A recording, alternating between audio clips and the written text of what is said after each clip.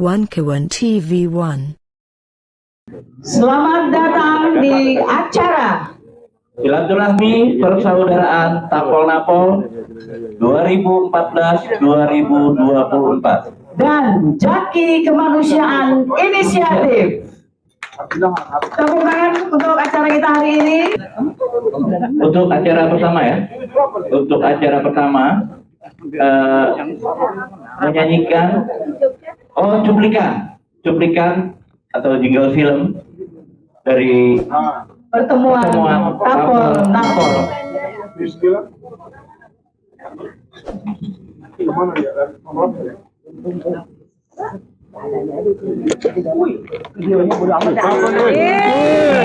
Ini yang namanya Kak Eli mana? ya. Sebelah gue nih. Aduh. Nggak ada musiknya ya? Musiknya nggak ada. Bisa dikasih. Nah itu ada. Ada. Ayo boleh sini. Ini yang namanya Nelly Siringo-ringo. Dan ini ada kawan-kawan, tidak semuanya bisa saya sebutkan, saya juga lupa. Nah ini juga siapa ya ini ya? Pak Amri. Dan abang kita Bang Juhur. Dan ini kawan-kawan kita, ini kelompoknya. Saya. Oh iya tuh ya. Ada juga Iwan Iriawan, ini di sini bersama Tajuk, dan saya sendiri Ina Yuniarti. Nah ya, ada di sini Ruslan Buton, Anton Permana, Asma ada Dewi. Hilda, Asma Dewi. Asma Julfi, Asma Dewi tadi sudah bang, ya. Ada Bang Jumur lagi. Kita yaitu Bang Syahganda. Ada di sini rombongannya Jalih Bitung. Ada juga si Ali ini, nggak tahu siapa lagi sebelahnya. Ada Profesor Insania, ya. Ada juga Mulyono. Ada juga Damar di sini tuh ya. Ada Akbar. Ada siapa Surya dan juga teman-teman, dan di sana yang paling bonyok itu ya, yang paling belakang itu namanya Ferdiansyah ya. Ada Kobra, ada itu semuanya di sini ada jadi satu. Dan ini adalah kawan-kawan kita yang rombongan waktu itu. Nah ini ada Andi juga dan kawan-kawan, teman-teman, ini rombongan yang waktu itu memang sangat-sangat menyedihkan di sini, yang dimana habis penangkapan ini adalah dikriminalisasikan mereka ini ya. Tahun berapa? Ini tahun 2019. Jadi sebagian sebetulnya yang dikriminalisasikan sampai bonyok-bonyok, ada yang kakinya patah, ada yang ditembak, ada segala macam, itu ada yang hadir sebagian di sini. Ada juga sebagian memang kasihan banget ini. Ini adik kita, Dede, ya. Ada Tajudin, ada Yuan, Andi. Dan ini rombongan juga. Ini rombongan Molotov ini. Ada si Kobra atau Abdul Gading Ngabalin. Di sini ada Profesor Mulyono, Akbar. Ada juga abang kita sekarang, yaitu Bang Ibra, Ruslan Buton, Kak Nelly, Kak Asma, dan Anton Permana. Di sini di saat penangkapan. Di sini belum terjadi apa-apa. Asma Dewi. Nah setelah inilah mereka yang mendapatkan. Ini abang kita, Roy Suryo. Terima kasih, tepuk tangannya untuk semua kawan-kawan yang ada di sini. Kami persilakan untuk ke depan sebagai pembicara kita hari ini, dan juga kepada Mas Roy Suryo. Ini ada yang mau disampaikan, ayo. Kami ulangi lagi kepada Bang Syahganda Nainggolan, Bang Jumhur Hidayat, Roy Suryo, Kobar, dan Ibu Nelly Ciringgo-Ringgo. Bangsa Ganda Nainggolan. Iya. Masuk. Baik Studio. Iya. Kasusnya sama. Iya. Enggak. Ibu Nelly. Ringgo. Iya. Satu lagi Bang Anton masih dalam perjalanan. Anton Permana. Oh, udah main. Ayo. Kita bisa mulai dulu. Nanti Mas Anton menyusul. Kami tidak diberikan tema, artinya pembicaranya bebas. Jadi kami persilakan. Silakan. Saya dulu lah. Iya. Assalamualaikum warahmatullahi wabarakatuh. Tes, bagus nggak? Bagus. Jadi gini ya, mohon maaf bapak-bapak, ibu-ibu sekalian.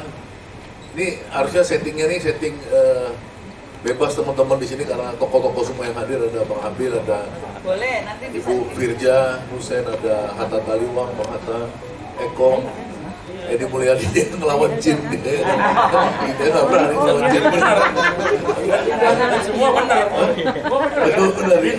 Iya, akhirnya Jin semua isinya di IKN tuh. Prostitusi malah ya kan dan lain-lain ya.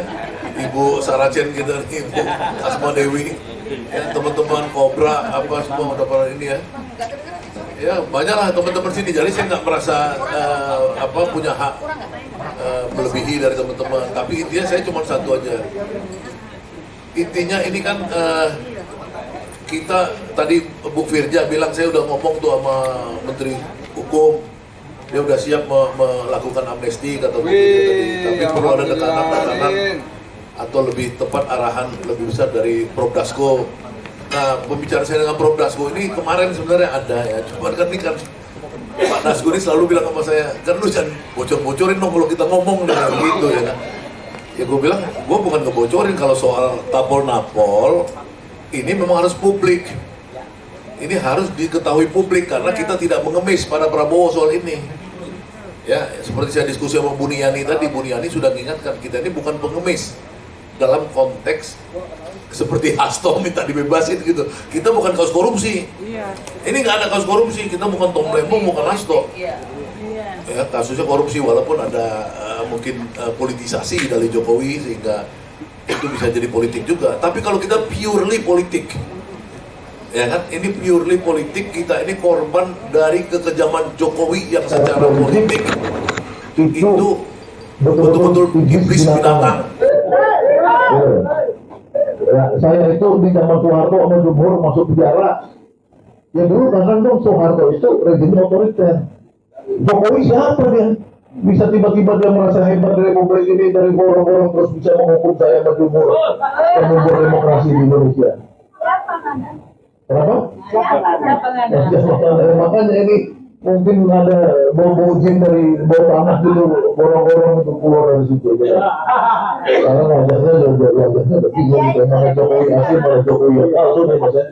Makanya berubah. Nah, kita ini korban, bapak ibu-ibu sekalian. Jadi korban itu korban dalam konteks demokrasi dan hak asasi manusia.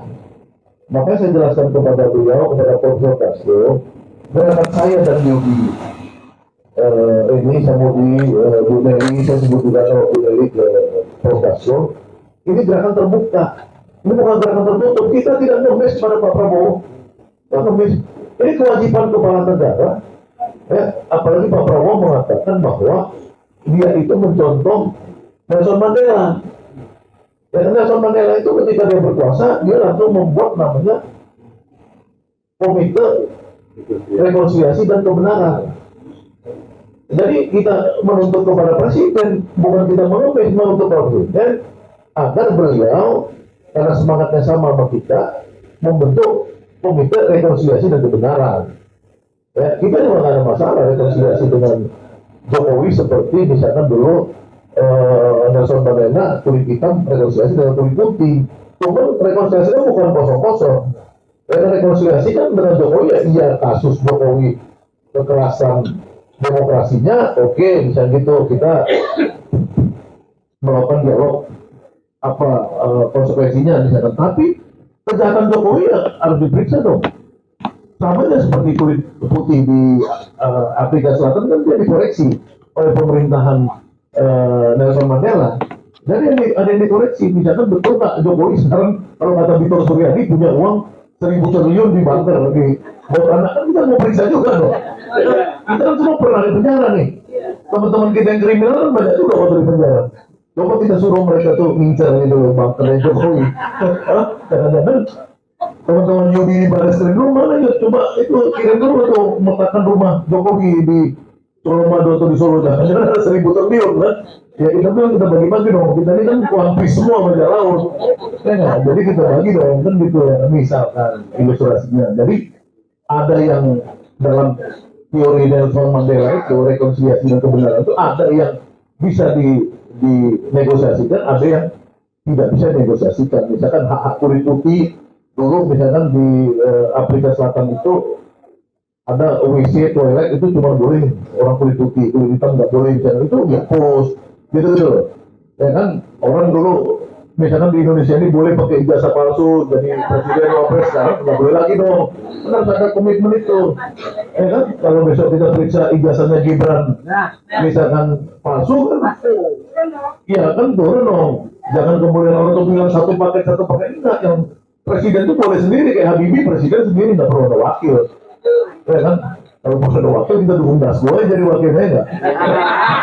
Iya, kira-kira kan ini yang ada itu yang kemarin podcast ya sama si ini sama si apa? Sama RH ya.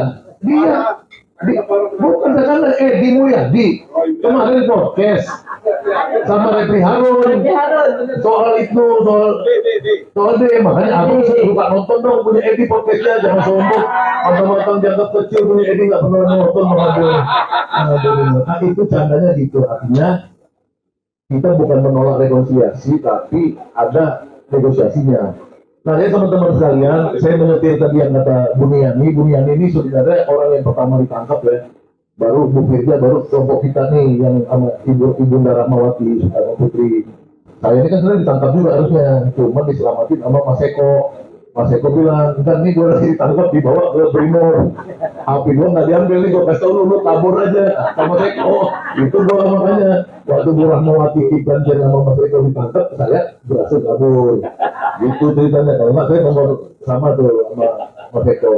Kita masuk pertama harusnya saya pertama Mata Taliwan masih tangkap nyelamatin saya karena pada bogor atau jawab kata Taliwan selamat juga ya. Nah teman-teman sekalian, ini kita di dalam data itu yang saya serahkan kepada Prof. Dasko itu data yang diberikan oleh Jaki sebagai masukan pertama, dikombinasikan dengan data yang ada di Persaudaraan Tapol-Nakol, kemudian kita rapat bersama, kemudian kita mutakhirkan, jadilah data itu kemarin baru sekitar 200 yang ada nama-nama dan klasifikasi sampai 13 kasus ya. Dan itu baru mencakup 177 kalau nggak salah. Nah kemudian si Yugi hari ini mengupdate lagi 200-an. Kita ada sudah 1.000. Ya teman-teman sekalian, itu dulu ada yang di penjara sama saya itu Doradong. Nah, kan orang nggak tahu Doradong. Ada orang kasus yang dia itu membuka nomor data pribadinya Denny Siregar, Densi, ingat nggak? Orang Telkomsel. Itu ditangkap juga itu. Banyak sekali zaman ini. Ada orang yang mengkritik Parcok, dia kerja di mana di Kalimantan Timur. Dia cuma goreng-goreng isu Parcok ditangkap, masuk juga. Dari kerjanya dipecat. Ya, belum lagi ada cerita si Kobra kemarin dulu tuh ada yang diseret-seret diikat tali tangannya ya kan habis Bawaslu itu diikat diseret tangannya badannya berdarah-darah. Nah itu saya sampaikan semua ke Pak Dasko, ini situasinya teman-teman ini semua pendukung Prabowo sampai 2024 kecuali saya dukung Anies sebenarnya. Tapi foto dia yang kita foto kemarin, ini semua pendukung Prabowo sampai akhir kan. Iya bang gitu ya. Nah supaya nanti kita pecah belah lagi ya. Kita kan kemarin masih ada isu pecah belah dan dukung Anies ada. Nah ini konteksnya kita tetap fokus pada hak-hak kita yang dijalani oleh rezim Jokowi. Ya Dr. Anton Permana. Ini Dr. Anton Permana yang saya perkenalkan dia kepada Ibu Pipi mana Ibu Pipi tadi? Bang Anton mungkin bisa langsung ke depan kali. Memang sudah kursinya sudah disiapkan. Karena si Ibu Pipi ini selalu mau bilang ini anak-anak yang korban ini bang bisnis. Bisnis itu orang Padang harus ketemu orang Padang. Salah seorang bisnis. Ini Anton orang Padang bisnis. Nah, jadi harapan saya nanti kita Bu Pipi dalam konteks kita buat koperasi. Ini Anton kan udah bersedia jadi payung, ya kan? Nanti dibawa ke Ferry Widantono lah, kemana itu kan bisa. Tapi kalau saya Ibu Pipi ajak bisnis, mesti kembali langsung stres. Saya mau Bu Pipi sama si Ibu apa kemarin kita mau pelihara ayam di Sukabumi, Hilda. Itu langsung stres keluar deh, pelihara ayam itu. Jauh banget bisnis itu pelihara ayam. Iya nggak apa-apa, ini kan teman-teman korban ini kan banyak kehilangan pekerjaan nih Bang Dul. Jadi kita berusaha untuk buat operasinya. Demikianlah mungkin yang dari saya berharap bahwa atas kebaikan Presiden nantinya dan tentu penghubung saya ini terserah yang lain nggak setuju, saya selama ini menyerahkan data-data ini kepada Pak Dasko. Ya, dan beberapa teman-teman yang rapat kemarin sepakat kita menyerahkannya kepada Pak Dasko, termasuk Bu Nelly dan Pak Yudi juga, selain ke Menteri Hukum dan HAM juga ke Pak Dasko. Kan kita nggak mungkin ngasih ke temannya Pak Abil temannya Pak Sapri Samsudin kan, itu kalau ngasih sana kan bukan bagian hukum, itu kan bagian Agrinas nanti ya nggak, dapatnya kita lahan lagi ya nggak. Jadi bagian hukum kita mau amnesti dulu nih, amnesti sama abolisi rehabilitasi. Demikian dari saya, wabillahi taufiq wal hidayah. Assalamualaikum warahmatullahi wabarakatuh. Waalaikumsalam warahmatullahi wabarakatuh. Sebelum ke Bang Roy Suryo, kami minta maju ke depan Bapak Eko Suryo untuk menempati kursi. Sama tadi Pak Jumhur kok ke belakang Pak Jumhur, Abang kok jadi ke belakang, Bang? Hatta Taliwang. Bang Hatta Taliwang. Bang Hatta Taliwang. Silakan Pak. Bang, jadi ini kita bebas-bebas aja ya, bener ya Bang Saganda? Bang Hatta. Oh, jadi Bang Saganda turun, Bang Habil naik. Biar bisa ngomong semua. Begitu dong, apa? Yang penting sudah semua meras kok tadi benar tuh. Ali Hisab. Baik, kami persilakan pada Bang Mas Roy Suryo. Ya, izin sebentar senior nggak apa-apa karena habis ini sama si Dini cuma mau zoom sebentar, nanti takutnya waktunya masuk. Jadi terima kasih atas inisiasinya, ya Pak Syaganda dan Pak Judi yang tadi sudah menyampaikan poin-poinnya. Mungkin kategorinya tambah satu lagi untuk apa? Bukan hanya tapol, napol, tapi catapol lagi. Kalau lagi kita itu, ya, betul karena minggu depan sudah dipanggil lagi. Jadi kemungkinan masuk lagi, ya kan gitu. Janganlah Pak. Udah ada jaki sekarang. Amin. Ya. Tapi kita sepakat bahwa tadi saya setuju, Pak Syaganda, kita fokus dulu pada apa yang mau kita perjuangkan. Karena memang boleh saja presiden itu sendiri, nggak usah sama wapresnya. Karena kalau itu saya jamin, Bapak Ibu semuanya, yang namanya Fufu Fafa itu ya memang si dia. Ya. 99,9% yakin. Dan apa? Dia itu barusan juga follow akun judi online. Sudah jadi wapres. Sudah jadi wapres, follow akun judi online. Ada 3 lagi akun yang di follow. Dan kemudian dengan enaknya Sekretariat Wapres itu cuma bilang, sudah kita unfollow kok gitu. Loh kok enak banget sudah di unfollow itu ibaratnya pencuri itu udah nyuri, udah kita kembalikan ya. Tapi pesan barusan juga yang tadi saya terima ya dari Pak Anton, maju terus, siap. Kita tetap maju terus ya. Bahkan kami insya Allah beberapa hari lagi dalam kado 80 tahun kemerdekaan, kami akan menerbitkan buku. Di kami itu 3 orang, RRT, Roy Respontiva, itu akan menerbitkan buku namanya Jokowi's White Paper, 580 halaman, isinya penelitian yang kami lakukan, detail banget. Jadi dan itu bisa dibaca dengan enak, dan itu nanti akan kita akan kita launching, grand launchingnya sekitar tanggal 27 Agustus. Maunya 17 Agustus, tapi karena terlalu dekat dan nanti ketutup acara 17-an, 18 kita ke Jogja. Jadi daripada nanti kemapet, 27. Buku itu akan berisi segala kebohongan, segala kepalsuan soal mulai dari skripsi, KKN sampai dengan ijazah Jokowi, ya clear banget itu. Jadi saya kira itu yang ingin saya sampaikan. kita semua sepakat di sini, Pak Ganda, kita semua adalah korbannya Mulyono nih. Nah, ini korban. Jadi makanya tadi saya belum pakai kaos putih dulu, nanti ketutupan ya. Jadi ini bukan korbannya Profesor Mulyono, bukan ya gitu. Ini Mulyono yang wajahnya sebelah. Ya, di sebelah. Jadi itu saja Bapak dan Ibu, saya sangat support ya, dan mohon izin saya ke belakang sebentar, mau zoom sebentar ya. Sekian, terima kasih. Wassalamualaikum warahmatullahi wabarakatuh. Tumben nggak bawa wayang ya Mas? Terima kasih Mas Roy Suryo. Mungkin sebagai ini Bang Firja sini Firja. tepuk tangan Tepuk untuk tangannya Ibu mana nih? Asma Dewi. Jadi ini untuk info saja bahwa kasus yang dijelaskan oleh Mas Roy Suryo ini memang masih berlanjut, Bang. Termasuk saya besok hari Selasa Dan salah satunya Bang. dipanggil sebagai saksi 1 besok hari Selasa tanggal 19 di Polda Metro Jaya. Doain. Yang penting kita terus bersuara kebenaran untuk Indonesia. Silakan dilanjutkan. Monggo, siapa yang belum? Bang Anton Permana. Oke, terima kasih. Assalamualaikum warahmatullahi wabarakatuh. Tetap semangat semuanya ya. Saya nggak banyak-banyak Bang, izin hanya 2 hal saja saya sampaikan pada kesempatan yang berbahagia ini. Yang pertama, apapun itu kita tentu tetap mengapresiasi ya.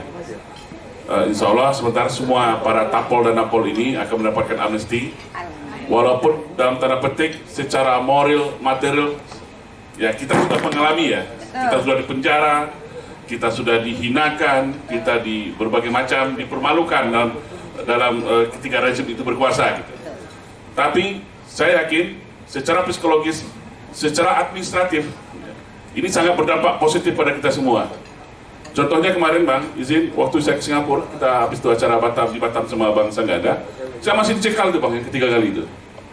Masih dicekal, tapi saat itu saya lakukan perlawanan. Ini saya dicekal yang ketiga kali. Saya akan memberikan keterangan apa sih masalahnya sudah. Di Singapura ya, di ICA, Intelligence Imigrasinya gitu. Nah akhirnya pimpinannya dari ICA itu turun, karena yang level bawah yang bisa jawab, ternyata betul, ada notice saya itu sebagai aktivis kami Bang. Aktivis kami yang dipenjarakan, dan saya itu di brand seolah orang yang sangat berbahaya. Kurang ajar nggak nih? Ini kurang ajar nih. Karena apa? Pertama, taruhlah kita berbicara organisasi namanya kami ya. Kami kan tidak pernah menjadi organisasi terlarang. Ternyata artinya di sini adalah telah terjadi penyalahgunaan wewenang oleh aparat tertentu ya, untuk memframing saya ini seorang penjahat gitu ya. Nah, perdebatan itu sampai 3 jam Bang. Sampai 3 jam kita berdebat sampai jelaskan. Sekarang kita googling sebelah. Itu zamannya Jokowi, sekarang zamannya Prabowo berbeda sebelah. Jokowi itu siapapun yang nggak setuju bilang, itu lebih komunis daripada komunis bilang, dipenjarakan bilang, dikriminalisasi bilang. Nah itu era itu sudah selesai bilang. Sekarang eranya Prabowo. Kenapa saya masih dicekal? Nah ternyata dalam sistem mereka itu harus aparat terkait lagi mengkonfirmasi katanya. Nah oke, berarti saya harus hubungi Depu atau siapa ini sebelah? Oh enggak, begini aja Pak Cik, kata dia, kan kita diskusi kata dia. Diskusi permasalahannya apa? Ya saya ceritakan Bang tentang undang-undang Ciptaker, Omnibus Law dan ini kita mau ada amnesti. Betul kan di googling, kau googling aja tuh ada amnesti. Saya pun nggak tahu jumlahnya, malah dia yang nyebutkan Bang, ada 1178 ya. Iya. Yang akan mendapatkan amnesti. Baru mereka oke, kalau gini kita selesaikan di sini saja gitu. Ya. Ya saya harap Singapura jangan ikut campur urusan politik dalam negeri Indonesia sebelah. Ngapain dia bilang kan? Nah ini contoh dampak secara administratif dan psikologis.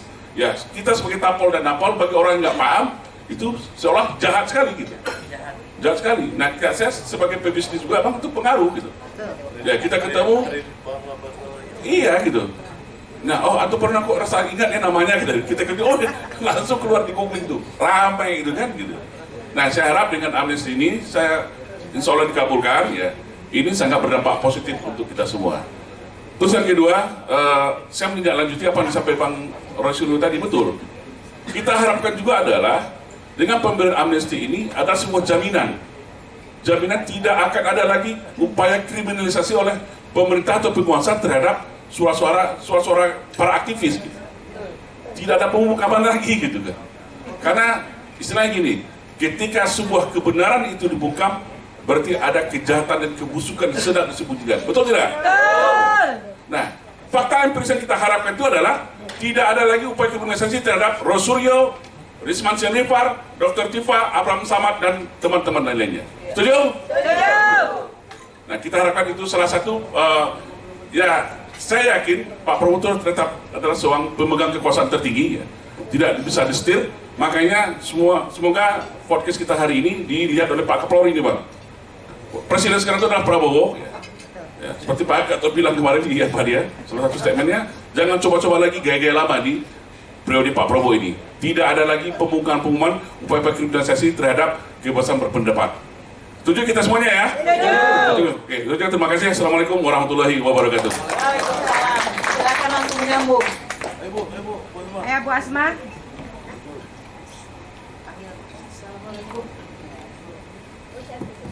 Ada. Assalamualaikum warahmatullahi wabarakatuh. Waalaikumsalam.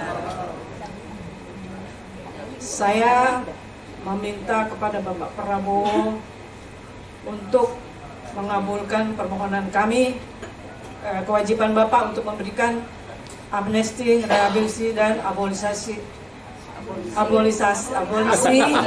amnesti dan rehabilitasi. Karena kita semua adalah merupakan korban dari Jokowi yang untuk bela negara, untuk melindungi bangsa dan negara kita dari penjajahan dalam bentuk yang lain. Kita harus bebas berbicara untuk mengkritik kebijakan-kebijakan pemerintah yang menyusahkan rakyat dan menindas rakyat. Sekarang pun ada juga pejabat-pejabat Pak Prabowo yang melakukan kebijakan-kebijakan yang menyengsarakan rakyat, meresahkan rakyat, terutama mengenai kebijakan tanah, rekening, dan segala macam. Mohon Bapak segera menindaklanjuti, memberikan pencerahan kepada pejabat-pejabat Bapak yang OTBD digaji dengan pajak rakyat, yang rakyat itu gajinya adalah UMR. Sedangkan pejabat-pejabat itu gajinya adalah ratusan juta atau puluhan juta. Jadi kami memohon kepada Bapak, jangan ada lagi kebijakan-kebijakan pembantu-pembantu Bapak yang meresahkan rakyat Indonesia. Saya mohon segera niat Bapak untuk mensejahterakan seluruh rakyat Indonesia bisa dilaksanakan.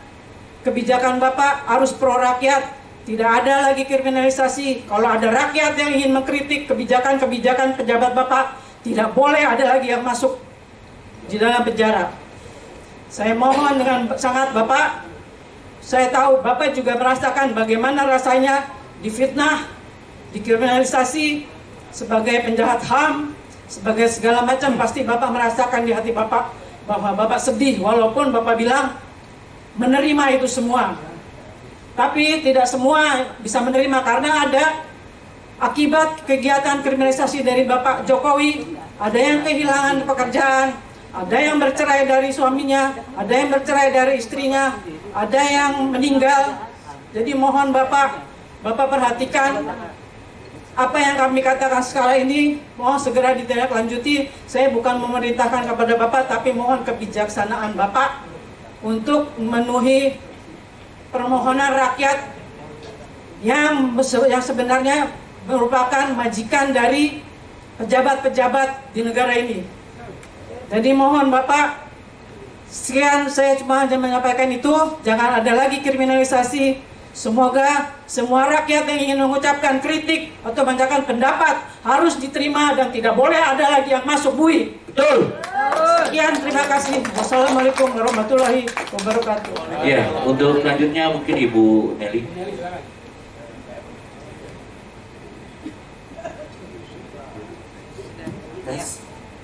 Tes 1 2. Merdeka! Merdeka! Salam. Pertama-tama saya ingin mengucapkan terima kasih kepada Bapak Ibu sekalian, saudara-saudaraku seperjuangan yang hampir di sini datang, mungkin separohnya sudah pernah masuk di dalam penjara. Ya, kita sudah pernah menikmati indahnya rasa di penjara itu. Meskipun ada yang beragam, ada yang sebentar, ada juga yang lama seperti teman kita Pak Gus Nur, saudara kita Gus Nur ya hampir berapa tahun ya, melewati 4 tahun ya. Begitu juga dengan saudara kita Bambang Tri sampai sekarang masih sampai sekarang pun masih di penjara. Jadi saya ini adalah korban yang kedua.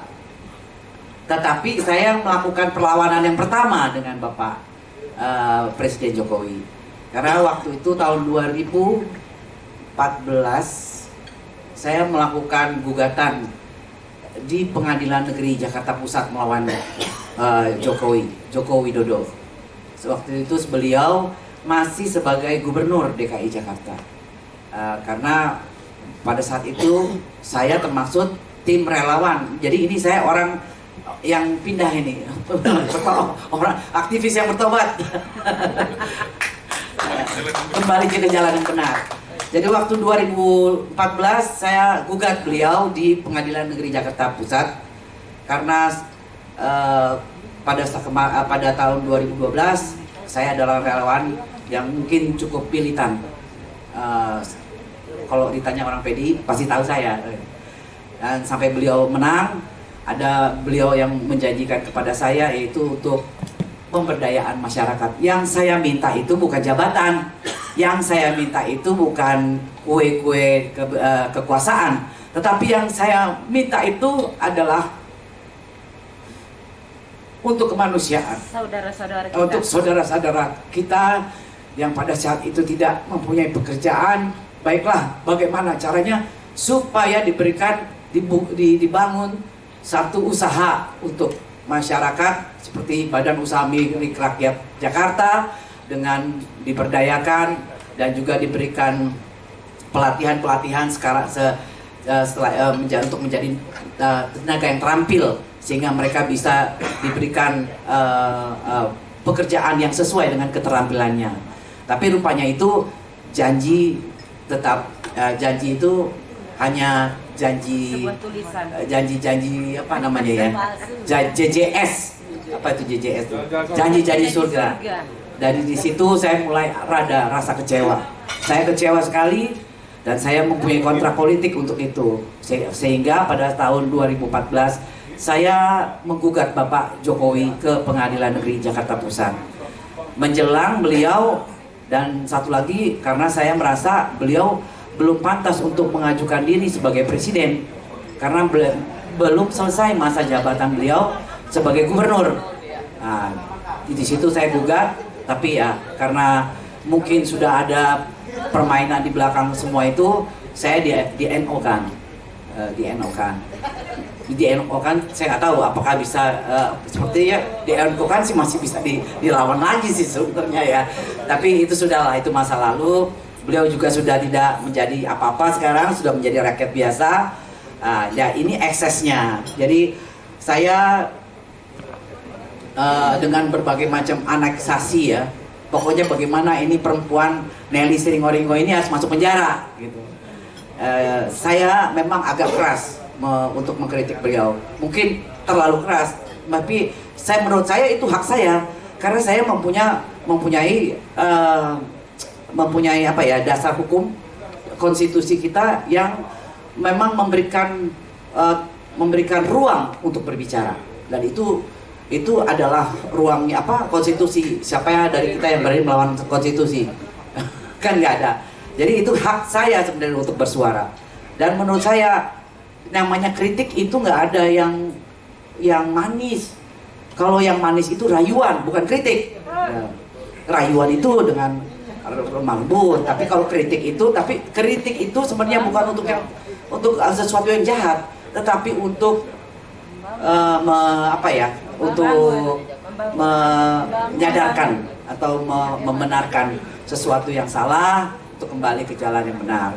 Setelah itu saya mewakili saya pada saat itu dengan Bu Asma satu penjara. Jadi kami berdua, kebetulan penjara kami ini sangat bersebelahan. Bu Asma di depan, Bu Asma di sebelah kanan, saya di sebelah kiri. Jadi kami saling bersapa. Kebetulan kami di Cipinang, tapi kami ditahan di di Pondok Bambu, cuma kami ditahan pertama kali ditangkap di Bareskrim. Jadi begitu juga apa namanya, kalau Bareskrim itu kelas-kelas berat katanya. Begitu juga dengan saya dengan Bu Asma ditangkap di Bareskrim. Setelah itu, setelah kita menjalani sudah P21, kita dipindahkan ke Pondok Bambu. Jadi beliau bersebelahan dengan saya penjaranya. Jadi setiap sore kita selalu bersapa, kamu di penjara ya? Jadi setiap hari, selamat pagi saudaraku yang di penjara. Jadi selalu, sampai kita di dalam penjara itu dibilang duo maya, karena kemana-mana berdua. Dan alhamdulillah sampai sekarang pun kami masih bersahabat. Ya, dari yang tidak mengenal satu dengan yang lain, dia sebagai, kita juga menjadi sahabat, sebagai keluarga Tapol Napol. Jadi itu yang menjadi background saya dengan Bu Asma. Dan saya minta, saya sungguh sangat berapresiasi sekali. Semua kita hadir di sini, semua juga kita merasakan bagaimana ketika suara kita itu dibelenggu gitu. Padahal cuma satu-satunya sekarang yang menurut pikiran saya, cuma satu-satunya hak yang kita miliki sekarang, karena nggak ada jaminan sama sekali. Jaminan kehidupan kita yang untuk kesejahteraan, jaminan itu semua menurut saya bullshit semua. Jadi jaminan yang buat kita tinggal satu yang kita bisa pegang itu adalah jaminan untuk kebebasan berbicara. Itu juga sudah mau dikebiri. Jadi saya minta untuk pasal 28 itu kembali ditegakkan. Kita itu, dan sebenarnya kami ini seorang ibu-ibu, emak-emak yang memikirkan nasib anak cucu kita ke depan. Bukannya berarti kita mau, kalau dibilang apakah kita cinta negara, apakah kita benci sama pemerintah, tidak sama sekali. Justru kita ini saking cintanya, bayangin, seharusnya kita mengurus suami, mengurus anak, ini ngurusin negara. Karena apa? Ya karena kami terpanggil untuk bicara seperti itu. Jadi ketika saya mulai koreksi, mengkritik, itu bukan ada kebencian dengan personnya Pak Jokowi, tidak, tapi kebijakan yang diambil oleh Pak Jokowi itu menyengsarakan rakyat. Itu yang kami suarakan di dalam semua postingan-postingan kami. Lucunya untuk saya sendiri, saya illegal akses, tuduhannya illegal akses terhadap saya punya Facebook sendiri. Jadi negara, bagaimana betapa hebatnya negara mengambil hak pribadi seseorang, itu kan private saya itu sebenarnya Facebook. Tapi sudah dirampas, dijadikan itu milik negara tanpa melalui proses. Sedangkan orang aja kalau itu kan ada proses tuh, mau ngambil barang sitaan. Ini kan enggak, langsung diambil, dimiliki negara. Itu proses seperti apa? Saya belum tahu tuh hukumnya seperti apa. Itu hak yang pribadi ya. Maksudnya hak berbicara kita, Facebook itu, Instagram. Kecuali kalau yang mematikan itu mungkin perusahaan Facebook sendiri nggak ada masalah. Tapi kalau sudah negara, waduh, itu udah nggak ngerti deh bagaimana. Kecuali kalau Facebooknya sendiri mematikan, saya masih wajar. Oh, ini karena Facebook yang memiliki Facebook, kayak Instagram yang memiliki Instagram. Tapi kalau negara mengambil kita punya akun sendiri, nah itu belum masuk akal saya. Mungkin orang-orang yang ahli hukum bisa memberikan penjelasan kepada kita ini. Karena pada saat itu tidak ada proses untuk pengambilan penyitaan itu dengan proses pengadilan.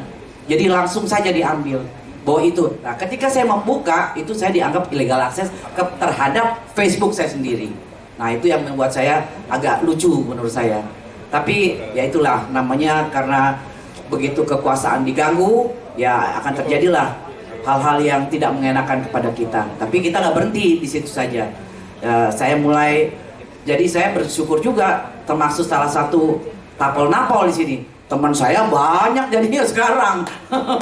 Luar biasa, dari Sabang sampai Merauke, dari Pulau Miangas sampai Pulau Rote, semua jadi teman saya. Nah, tetapi kan di sini kita bersyukur. Saya adalah pendukung Pak Prabowo dari 2014. Saya sudah mendukung beliau dan alhamdulillah, puji Tuhan, Bapak kita sudah menjadi presiden. Dan saya mohon kepada Bapak Presiden, kami sangat militan kepada Bapak. Kami benar sungguh-sungguh sangat militan. Dan tidak pernah kami mau meminta sesuatu jabatan apapun, tidak. Karena kami perempuan, kami ibu, seorang istri. Kalau saya mendukung Pak Presiden itu karena saya, Presiden Prabowo itu karena saya bisa menilai, kami ini kan bukan orang bodoh. Kami bisa menilai kemampuan beliau. Dan kita semua mengerti lah. Kalau dibandingkan ya yang lain ya, saya bukan Mama Indonesia mendukung Prabowo Subianto. Jadi bukan kita bisa menilai kemampuan Pak Prabowo seperti apa, diplomasinya seperti apa. Sangat mumpuni sebagai seorang pemimpin Republik Indonesia.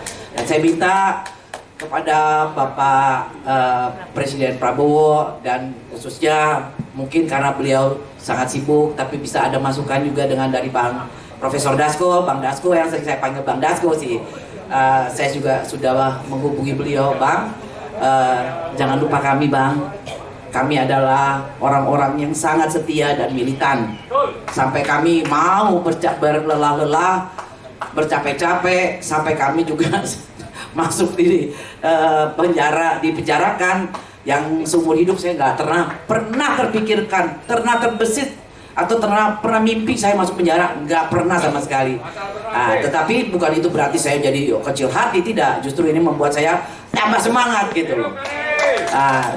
Dan begitu juga saya juga udah bicara pada saat itu dengan Bang Dasko, Bang, tolong Bang, ini teman-teman semua kami meminta, bukan memohon karena apa tidak. Saya tahu Pak Prabowo itu punya kebijakan sendiri dan tidak bisa diganggu. Dia punya hati yang luar biasa baik. Dan dia melihat ketika orang itu biar meskipun tidak mendukung dia sama sekali, tetapi ketika orang itu benar pasti akan ditolong dan akan dibenarkan. Apalagi kita yang sebagai pendukung militannya ini. Saya percaya Pak Prabowo pasti memberikan amnesti rehabilitasi, abolisi kepada kita. Itu yakin. Seorang yang berseberangan saja, kalau boleh dibilang seperti Pak Hasto, dan begitu juga dengan Pak Tom Lembong, itu kan udah bersebelahan kan, rival, tapi diberikan juga karena belas kasihnya Pak Prabowo sebenarnya. Dan itu hak prerogatif Presiden. Tidak ada yang bisa memaksa, tidak boleh, tidak bisa. Itu hak dia sesuai dengan konstitusi. Tidak hidup untuk Jokowi. Jadi saya juga ada bincang-bincang sama Bang Dasko. Apa yang Bang Dasko katakan sama apa yang Bang Dasko katakan kepada saya masih ingat sampai sekarang. Kak, saya abangmu ini merah putih, Nel. Jadi kita berikan tepuk tangan. Itu adalah satu siloka. Siloka maksudnya itu adalah satu sign buat saya bahwa Bang Dasko mendukung acara ini dan mendukung perjuangan kita. Nah, sekian dari saya. Terima kasih untuk teman-teman semua yang sudah hadir. Sekali lagi saya mengucapkan banyak terima kasih dan terus kita semangat, jangan pernah tetap harus tetap bersuara. Jangan pernah diam. Kalau sesuatu yang tidak anggap kita tidak benar, tetap kita berbicara. Terima kasih. Assalamualaikum warahmatullahi wabarakatuh. Waalaikumsalam warahmatullahi wabarakatuh. Segera menyusul. Sedikit Bang, jadi izin saya menambahkan, arti kata kuncinya Pak Hasto dan Tom Lembong aja yang berseberangan secara politik diberikan abolisi amnesti. Ini saya lihat ini hampir 100% kan pendukung Prabowo 2019, betul nggak? Dan semoga ini diterima ya. Kalau kita di amnesti dan abolisi kita memang diberikan oleh Pak Prabowo. Amin. Langsung kami persilakan kepada Pak Eko Suryo. Tepuk tangan dong untuk Pak Eko Suryo. Baik, terima kasih MC-nya. Assalamualaikum warahmatullahi wabarakatuh. Selamat sore. Karena mau merdeka bulan depan, minggu depan ya, hari Minggu. Tolong sambut dulu salam kemerdekaan kita. Merdeka! Ulang lagi tangan kiri ya, bukan kanan. Merdeka! Kenapa kiri? Ini simbol perjuangan rakyat. Kemerdekaan. Kalau ini liberalisme. Ya, sebagai orang perjuangan harus bisa bedakan mana lawan mana kawan. Merdeka! Berarti kawan. Sekali lagi. Merdeka. Oh, harus begitu. Sebagai merdeka. Merdeka. Kayaknya kurang Jadi ya merdeka. sebagai aktivis harus paham nih, kiri itu simbol kemerdekaan, perlawanan rakyat. Kanan itu adalah liberalisme, borjuasi, ya. Jadi harus dengan kiri, bukan komunis ya, jangan salah loh. Ya, jadi kiri. Teman-teman sekalian saya hormati, saya ingin testimoni aja, abang-abang, Bang Ganda, Mbak Nelly, Mbak Asma, Mbak Hatta. Jadi begini, Bung Karno pernah mengatakan teman-teman sekalian, for fighting people, there is no job is end. Untuk orang yang sedang berjuang, tidak ada kata akhir. Ya, jadi bagi kita sekarang yang berjuang untuk memperbaiki kondisi bangsa ini, termasuk memperoleh amnesti, abolisi, dan repatriasi, jangan pernah ada kata akhir. Setuju nggak? Setuju? Maju terus, pantang mundur. Itu yang pertama. Yang kedua, ini ilmunya. Semua yang di sini aktivis semua. Saya dulu waktu masih mahasiswa, mentor saya itu udah orang-orang Banteng lama nih. Kalau kamu jadi aktivis, cuma dua resikonya. Kaki kirimu itu masuk penjara, kananmu itu kuburan. Betul nggak? Dan kita sudah mengalami itu, betul kan? Nah, ini konsekuensi. Yang ketiga, teman-teman sekalian, mungkin kalau soal bicara rezim yang lalu, saya dengan almarhum Ibu Rahmawati itu adalah orang yang paling konsisten menolak Jokowi. 2015 kami sudah bikin yang namanya gerakan aliansi tarik mandat. Itu Mbak Inga tuh tiap minggu tuh, tiap Jumat ikut demo itu, betul nggak ya? Di Istana Merdeka, di DPR. Jadi kami kerahkan teman-teman dari IMM Muhammadiyah, kemudian GPI, Al-Basriyah. Justru bukan dari UBK. Saya bukan aktif UBK ya. Teman-teman itu yang kita bergerak anti Jokowi, tiap minggu demonya di istana. Ya, turunkan Jokowi. Jadi kenapa kami di TO? Karena itu. Jadi 2015 sampai 2016, saya ingat ya. Ini testimoninya jadi. Tiap minggu ikut demo nih Mbak Deli. Bukan tiap minggu lagi, kalau ada tiap hari. Ini kami ikut, tapi ini bukti bahwa kami adalah orang yang paling anti Jokowi. Kenapa demikian? Jujur saja, waktu itu saya dengan Mbak Rahma itu di partai Nasdem ya. Nasdem adalah partai pertama yang mendukung Jokowi. Kami tolak. Kenapa? Karena kami nggak ngerti siapa makhluk ini. Ya, asal muasal dari mana, nggak pernah tahu dia aktivis mana, tahu-tahu jadi calon. Kayak mundur, Bang Anda. Calonkan siapa? Ya pertama kan Nasdem dulu. Belakangan. Baru setelah itu Megawati. Setelah itu. Ya. Jadi kita keluar. Nah, jadi kami memang tidak setuju. Sehingga kami bikin gerakan anti kekuasaan beliau. Nah kemudian berikutnya adalah kita ini kemarin bahkan sampai sekarang itu kondisi itu ada sistemnya itu residu dari sistem yang keliru, residu sampah peradaban dari sistem yang keliru. Kenapa? Bang Hatta ini pejuang kembali UUD 45. Ya, jadi karena kita punya undang-undang itu dirubah, maka seperti begini, liberal banget gitu loh. Nah Jokowi itu produk itu, sehingga awalnya kami ingin merubah konstitusi itu kembali dulu deh. Nah kemudian saya dengan Bang Ganda dan Bang Hatta dan teman-teman bikin yang namanya GSNI, Gerakan Selamatkan Indonesia. Itu 2016. Ini yang kemudian kita bikin kegiatan di UBK yang dianggap makar. Betul? Jadi beliau-beliau ini adalah tokoh-tokoh kunci nih. Tokoh makar pertama kali. Dan harusnya itu Polri berterima kasih. Karena dengan adanya itu maka dia bikin namanya apa nih? Direktorat Kamnek itu dibentuk karena adanya kekuatan kita ini. Kalau kita nggak dibilang makar, nggak ada Kamnek. Gitu. Jadi mereka juga terima kasih kita harus ya kan. Gitu. Jadi ini adalah situasi pertama yang mendasari kenapa kami dibikin makar. Kenapa demikian? Karena kita sudah pada perubahan. Perubahan itu nggak bisa terjadi kalau tidak ada kekuatan tiga unsur yang bersamaan. Pertama unsur yang mewakili kaum nasionalis. Oke? Itu simbolnya waktu itu Ibu Rahmawati. Kedua kaum Islam, HRS, berbeda ya. Ini loh. Yang ketiga militer. Dulu ada Pak Kiflan segala macam. Jadi Bang Anton, konsep ini adalah konsep kami. Kita tidak bisa berubah kalau tidak ada kekuatan yang tiga ini. Ya, kalau tiga ini bercerai-berai, selesai. Ini juga yang berarti kenapa kami lahir. Betul? Karena waktu kami lahir itu pun juga kita bicara dengan beliau-beliau ini, Ibu Rahmawati. Unsur nasionalis, unsur agamis Islam, dan harus ada militernya. Ya. Nah waktu itu kita bikin desain, Ibu Rahma sebagai nasionalis, Habib Rizik sebagai Islam, dan Pak Jenderal itu masuk Pak Kiflan CS itu militernya. Ini adalah desain yang sebetulnya waktu itu sudah kita jalankan, dan ini berlanjut pada kami sebetulnya. Ya Bang Anton ya. Kami mewakili itu juga loh. Ada NU-nya, ada Muhammadiyahnya kan? Lengkap kan? Nah itu sebenarnya. Ini adalah desain. Nah kemudian itulah kenapa kemudian mereka takut sekali. Ya takut sekali. Wah kalau kekuatan ini bersatu, apalagi momentumnya 212, ya kan? Wah bisa revolusi nih. Dudukin MPR. Betul nggak Bang Anton? Memang kami waktu itu sudah menyiapkan 10.000 orang untuk ke MPR. Waktu itu sebetulnya. Yang datang satu Bang Hatta nih. Pengetahuannya. Ya. 212. Ini yang bikin mereka jadi ngeri. Wah ini teman-teman udah bikin makar ini, ya kan? Itu sebetulnya yang mendasari kenapa kami dituduh pelaku makar. Jilid pertama. Jilid kedua itu teman-teman yang dengan Arsyad, dengan Arsyad, Kasar Rumpait dan siapa namanya itu ada Katat ya. Itu ada UBK juga lokusnya. Jadi memang UBK itu sebagai lokus tempat terjadi makar 1 dan 2, Bang Anton. Ya, ini dasarnya pertama kali. Baru kemudian yang lain. Nah. Kesimpulannya apa? Kesimpulannya adalah bahwa sekarang situasi sudah berubah, ya.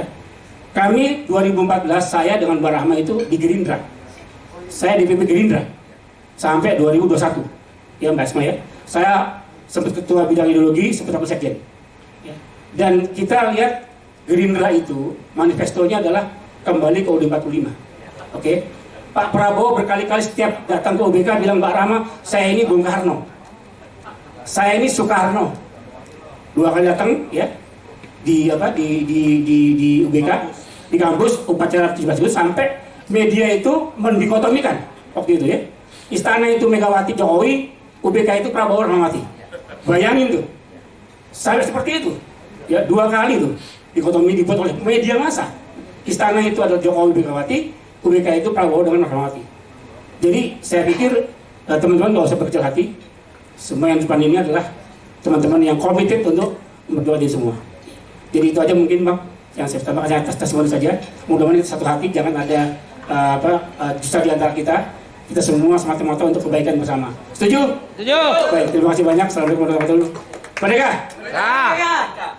Lanjut Bang Hatta Taliwang.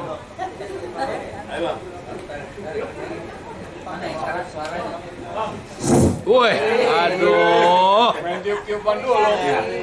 Merdeka. Merdeka.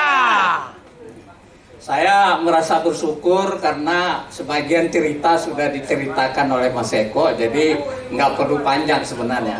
Tetapi sebenarnya urusan amnesti, abolisi dan sebagainya, khusus untuk saya ini nggak pernah kepikir gitu.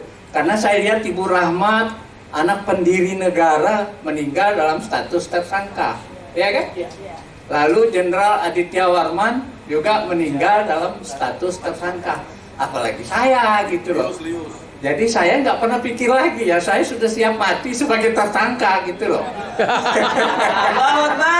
Tetapi karena saya lihat ada perkembangan baru, diajak kita kumpul-kumpul oleh Pak Saganda CS, termasuk Pak Munarman, kemana ini? Nggak ada ya. Kita kumpul-kumpul, lalu membicarakan soal ini. Maka saya jadi ikut semangat lah gitu ya, tetap semangat. Karena sebenarnya jadi tersangka itu udah 2 kali saya kan. Waktu sama dengan Pak Saganda ini di era Orde Baru juga dulu. Kami ditangkap rame-rame, ketua-ketua Dewan Mahasiswa waktu itu, jadi tahun 78 itu. Jadi saya di Kodam 5 Jaya dulu disekap. Jadi itulah ya, sudah cukup banyak pengalaman soal-soal penangkapan ini. Nah yang terakhir itu saya udah pikir mungkin saya akan meninggal sebagai tersangka sudah ini. Alhamdulillah, mudah-mudahan dengan adanya proses yang sedang berlangsung ini kita bisa direhabilitasi lah, biar anak cucu nggak heran-heran nanti dia nggak bisa bedakan mana kriminal mana politik, pokoknya pernah dipenjara kan. Itu. Lalu yang kedua yang jadi pikiran saya terutama menyangkut Pak Roy CS itu ya, itu kalau sampai harus jadi tersangka atau terdakwa lagi, ini benar-benar rusak negara ini. Iya kan? Karena contoh dua yaitu Pak siapa yang terdahulu, Bambang Tri sama Gus Nur. Itu kan sesuatu yang nggak jelas, dasar mereka harus dipenjara sekian lama kan. Artinya lewat kriminalisasi dan sebagainya. Masa harus ada lagi? Di tengah Jokowi sudah tidak menjadi presiden gitu. Kan ini benar-benar aneh. Sehingga saya pikir jangan-jangan ini semacam menegatifkan pemerintahan Prabowo ya, dengan cara mereka ditangkap dan sebagainya. Jadi kalau bisa nanti kita berjuang bersama nanti kalau mereka sampai harus ditahan dan sebagainya, kita harus turun. Bantu ya Bang, bantu. Kita bantu semua. Berada di garda terdepan. Iya, kita harus jadi garda terdepan lah untuk membantu jangan ada lagi kriminalisasi ini. Itu yang penting. Yang ketiga yang saya pikir, dengan timing waktu yang tinggal beberapa hari kemerdekaan itu, biasanya pengumumannya tanggal berapa kalau mau ada? Tanggal 17. Apa mungkin ini? Karena Pak Habil, mana Habil? Pak Habil keluar. Pak Habil tuh nggak tahu kalau dengar nama Pak Dasko kenapa dia jadi kayak bete gitu loh. Sorry ya. Jadi kalau saya nggak tahu secara teknis hukum kan prosesnya kan pasti lewat ceknek, lewat Kemkumham dan sebagainya gitu. Apa benar ada waktu cukup untuk bisa dilakukan keputusan seperti itu? Itu aja pertanyaan saya. Boleh bisa saya tanggapi. Waktu itu kita sudah bersurat pada tanggal 24 Februari melalui semua lembaga, baik dari lembaga kepresidenan, Kementerian Hukum, dan begitu juga dengan Komisi Komnas HAM, baik juga kepolisian, kejaksaan, semua sudah kami surati pada saat itu. Jadi ini proses bukan hanya langsung serta-merta simsalabim terjadi, tapi sudah melalui proses yang lama sebenarnya. Kami sudah bersurat secara resmi dan juga sudah ada pembicaraan meskipun tidak secara masif, tapi terus pembicaraan itu komunikasi itu tidak pernah putus. Jadi sampailah kemarin ada signal sebenarnya, signal yang memberikan memberikan rasa emosional yang emosional yang kuat, khususnya kepada saya karena Profesor Dasko sendiri yang saya merah putih. Berarti ya menurut saya itu adalah sebagai signal bahwa apa yang kita aspirasi, apa yang kita kita pertanyakan kepada beliau itu mendapatkan respon yang baik dari negara. Oke, ya memang kalau ini bisa terjadi, artinya abolisi rehabilitasi ini di tanggal 17 Agustus, itu sebuah kredit poin politik besar bagi pemerintahan ini. Jadi yang untung besar itu justru pemerintahan sebenarnya, itu secara politik ya. Karena di mana-mana setelah terjadi perubahan rejim, biasanya orang tahanan politik dan sebagainya itu dilepaskan, direhabilitasi dan sebagainya, seperti era Pak Habibie dulu kan. Prioritas pertama itu malah setelah pergantian rejim.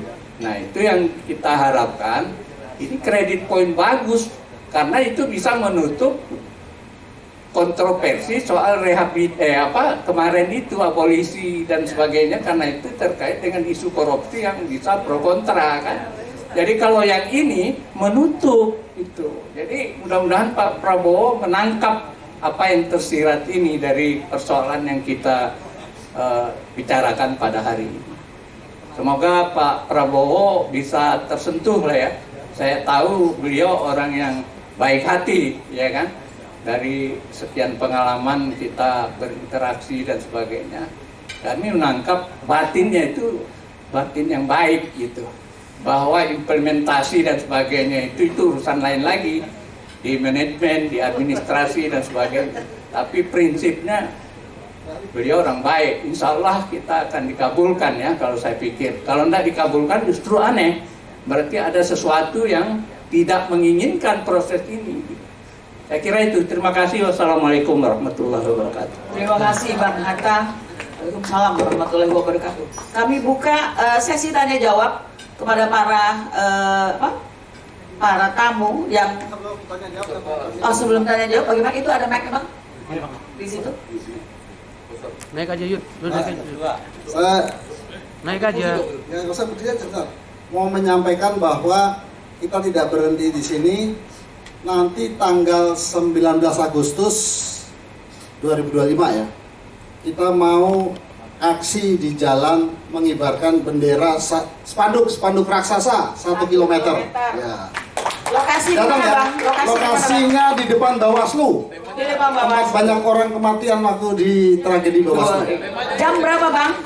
Temanya perkuat Presiden Prabowo terbitkan amnesti, rehabilitasi dan abolisi. Jam sekitar jam berapa? Jam 4. Oke, siap. Jam 4 sore Yud. Jam 4 sore nggak sorean lo? Sorean. Jam 3 lah. Ya jam 3. Jam 2 kumpul. Oke. Teman-teman silakan datang, kita kibarkan bareng-bareng. Jam 3. Asumsinya kan berarti tanggal 17 tidak ada itu amnesti ya. Bukan. Sampai jalan aja. Ada atau tidak ada tetap jalan. Karena judulnya perkuat Presiden Prabowo. Iya. Kalau misalnya bahasanya kan perkuat. Perkuat, iya. Kita yakin aja. Kan ini yang kalau dengar-dengar ini kan ada 1160-an. Ini baru plot. Jadi kan bertahap. Seperti yang kita ada di media ditulis itu bertahap. Jadi itu kita memperkuat beliau lagi untuk memberikan sebanyak-banyaknya. Dukungan berarti ada kriminal juga kan. Kita nggak ada kriminal, beda lagi. Lain lagi. Beda. Kita khusus yang tapol-napol. Baik. Ya? Baik. Tetap di tempat Bang, karena ini sesi tanya jawab. Saya dikit ya, teman-teman, ini dikit ya.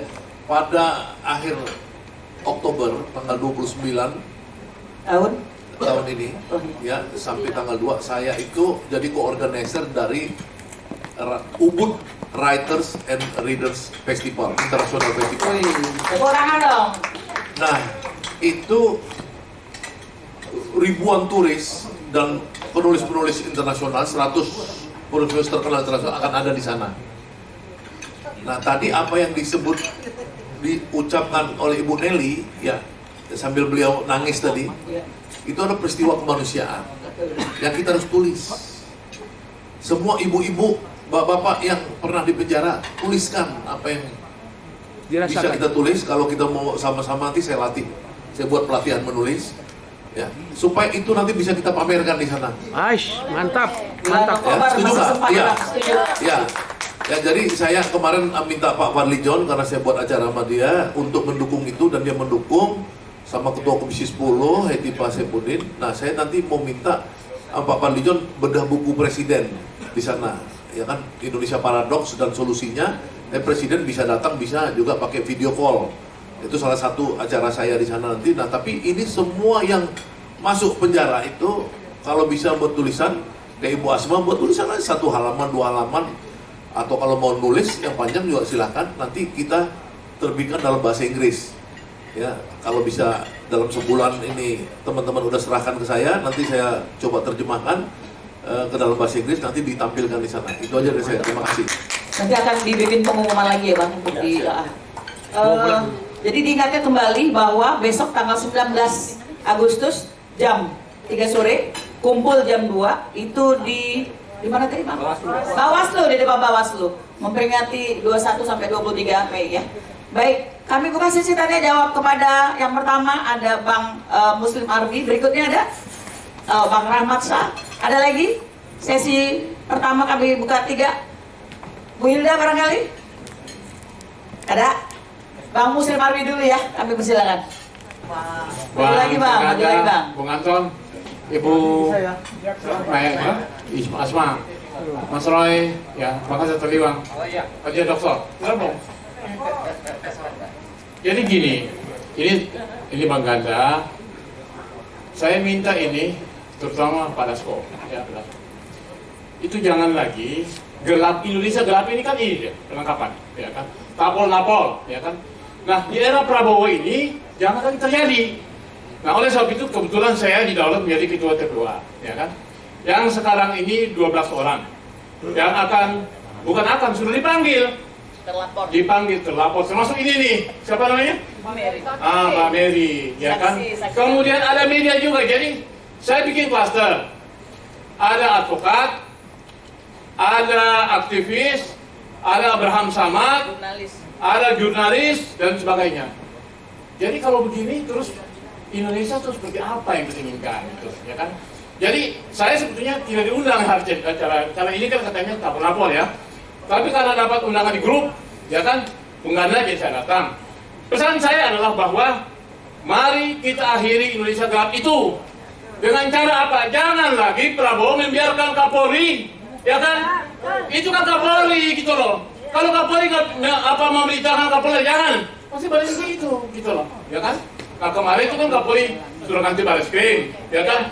Ganti Wakapolri, ganti Kapolda, tapi tetap panik terus. Ini kan seakan-akan membenturkan ini antara aktivis kritis, advokat, jurnalis dengan Prabowo, ya kan? Nah jadi saya harap pesan acara hari ini kepada semua kita, semua teman-teman, semua bangsa Indonesia, kita berharap Presiden Prabowo pada tanggal 17 besok ini nyetop. Saya menulis hari ini, Egy Sujana dan teman-teman, mereka bilang katanya dia kabur ke Inggris, nah juga, ya kan? Egy itu sakit memang. Maaf, saya coba buka. Dia ngadu ke saya, sakit kanker, dioperasi, mau dipindahkan ke perut.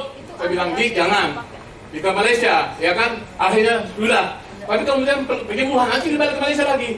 Nah, di framing di media, Egy ini larikan diri, nggak juga. Saya jadi saksi.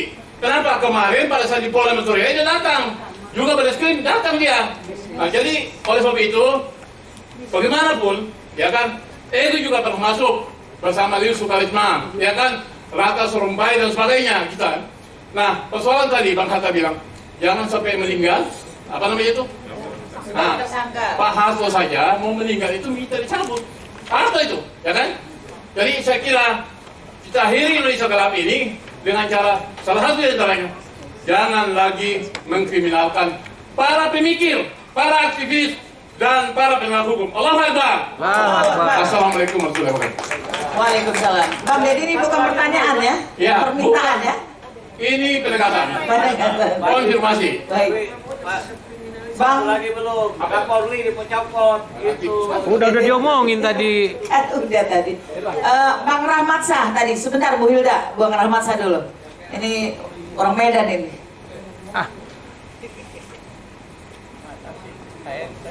Udah cepat tadi itu. Assalamualaikum warahmatullahi wabarakatuh. Merdeka. Izin para senior, saya Rahmat Shah Sitompul dari Medan, tapi domisili Jakarta. Apresiasi luar biasa kepada inisiasi Jaki. Bapak Ibu para senior sekalian, saya yakin kita sepakat semua bahwa 10 tahun kepemimpinan Jokowi adalah kepemimpinan terburuk. Setuju? Parah, menjijikkan, sadis, pembunuhan di mana-mana. Tidak peduli mau itu Anda tokoh, artis, aktivis, betul Pak? Ulama disikat habis, emak-emak sikat habis, anak-anak dibunuh. Bagaimana kejadian di Bawaslu, betul? Penonton bola dibunuh juga. Betul. Bapak Ibu, Abang dah senior sekalian, saya 2019 ketua pemenangan Prabowo Sandi Bang, Kabupaten Batubara. Saya ditembak Pak, mobil saya ditembak, saya dipenjara, abang saya mati di dalam mobil. Sampai hari ini Bang, saya masih mencari keadilan Bang. apa yang dilakukan oleh senior saya Jaki ini luar biasa, memfasilitasi kita semua, korban politik, korban kebiadaban Jokowi. Kalau Abang Sahganda bilang tadi PKI, ini lebih dari PKI Bang. Betul? Sadis Pak, sadis. Para senior sekalian, saya yakin tidak ada perjuangan yang mengkhianati hasil, betul? Tidak ada kebersamaan yang sia-sia. Abang dan senior kakakku sekalian, dalam kesempatan ini saya pikir tidak cukup hanya amnesti, abolisi, rehabilitasi, tidak cukup. Saya yakin, jangan lupakan Pak, Kak, masih ada ratusan bahkan ribuan yang berani menyuarakan Prabowo 2014, 2019, betul? Mereka mungkin takut, mereka sampai hari ini tidak terdata Kak. Seperti saya, kasus saya masih menuntut keadilan sampai. Begitu banyak bintang-bintang Pak yang saya datangi, penakut semua, gak berani Kak. Ada apa ini? Siapa Jokowi? Siapa Jokowi? Hari ini terbuktikan Allah Maha Adil, terbuka. Ternyata ijazahnya pun palsu, betul? Terima kasih diberi kesempatan. Bapak bungkatnya, Masya Allah. Saya yakin tidak ada perjuangan yang sia-sia. Terima kasih Bang, abangku, ya, Bang Yudi. Terima kasih Bang, saya diundang. Sampai hari ini pun Bang, saya masih berjuang Bang. Sampai berjuang. Dan saya yakin sekali lagi tidak ada perjuangan yang sia-sia. Bantu kami Kak yang mencari keadilan abangku sekalian yang belum tuntas korban kebiadaban Jokowi. Ada ratusan ribuan di luar sana. Mungkin itu saja. Terima kasih. Billahi taufiq wal hidayah. Assalamualaikum warahmatullahi wabarakatuh. Waalaikumsalam warahmatullahi wabarakatuh. Disambung Ibu Hilda Basalam.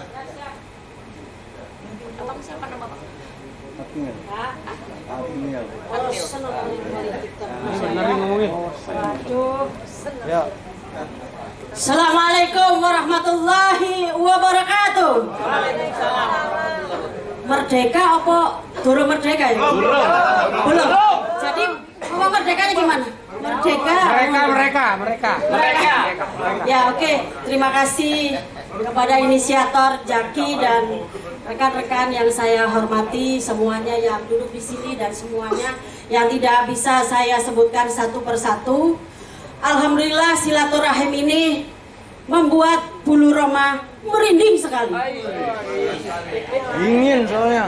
Ya, mengenang masa lalu, menggagalkan pelantikan Presiden Jokowi yang sangat viral pada saat itu. Saya dituduh sebagai apa ya, menghabiskan uang cendana untuk demo. Nah, bagi-bagi dong.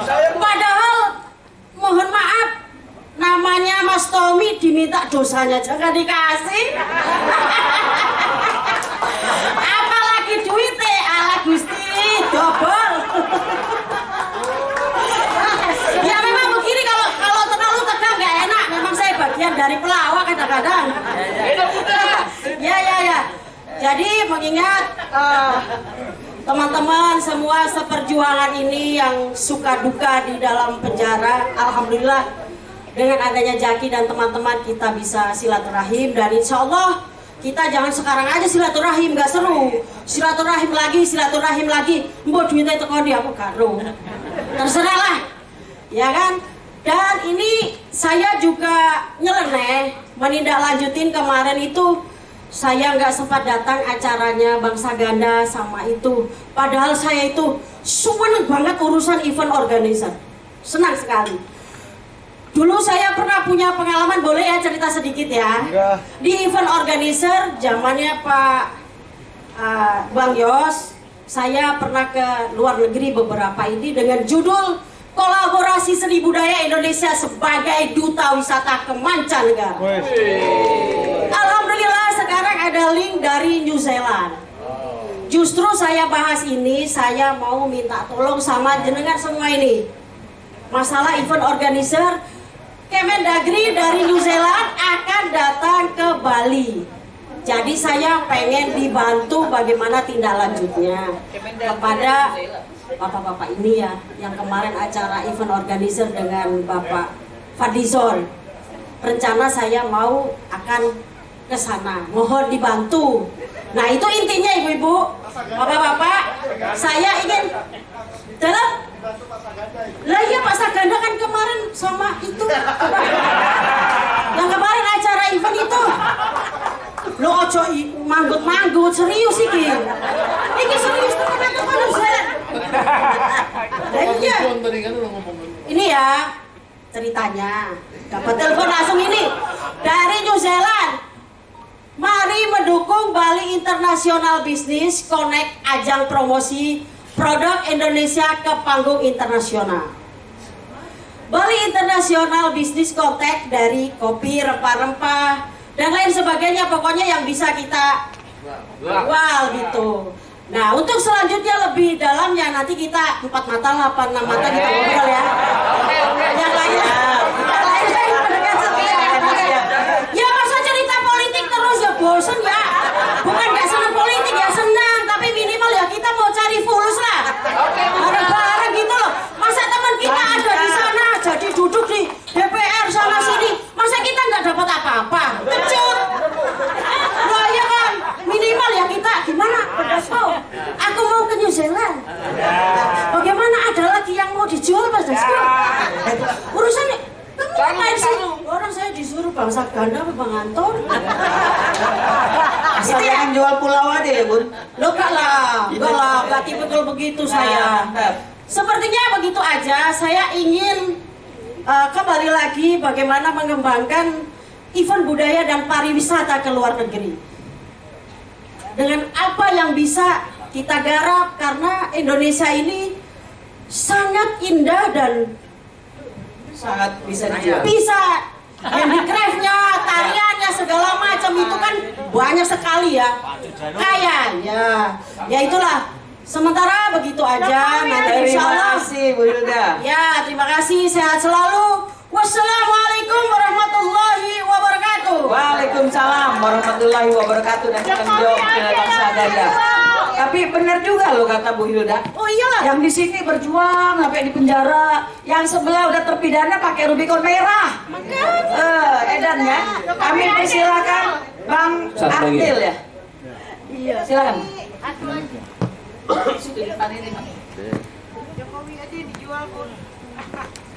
Assalamualaikum warahmatullahi wabarakatuh. Saya Adnil Esta yang sekasus dengan Pak Jenderal Kiplan, yaitu Pak Abdul Marati dan Iwan Kurniawan, terus Armi, Ipan, saya, sama Bunda Vivi. Nah di sini saya cuma mau menanyakan kayaknya. Acara ini dibuat untuk memperkuatkan amnesti, abolisi, revolusi, tapol rejim Jokowi untuk persatuan Indonesia. Yang harusnya saya pengen tahu ini kalau selesainya nggak ada rumusannya, kapannya, apanya, terus caranya, saya juga bingung. Yang ada dari tadi saya dengar hanya berbicara tentang rejim yang pernah terjadi. Nggak sesuai dengan apa yang ada di gambar ini gitu loh.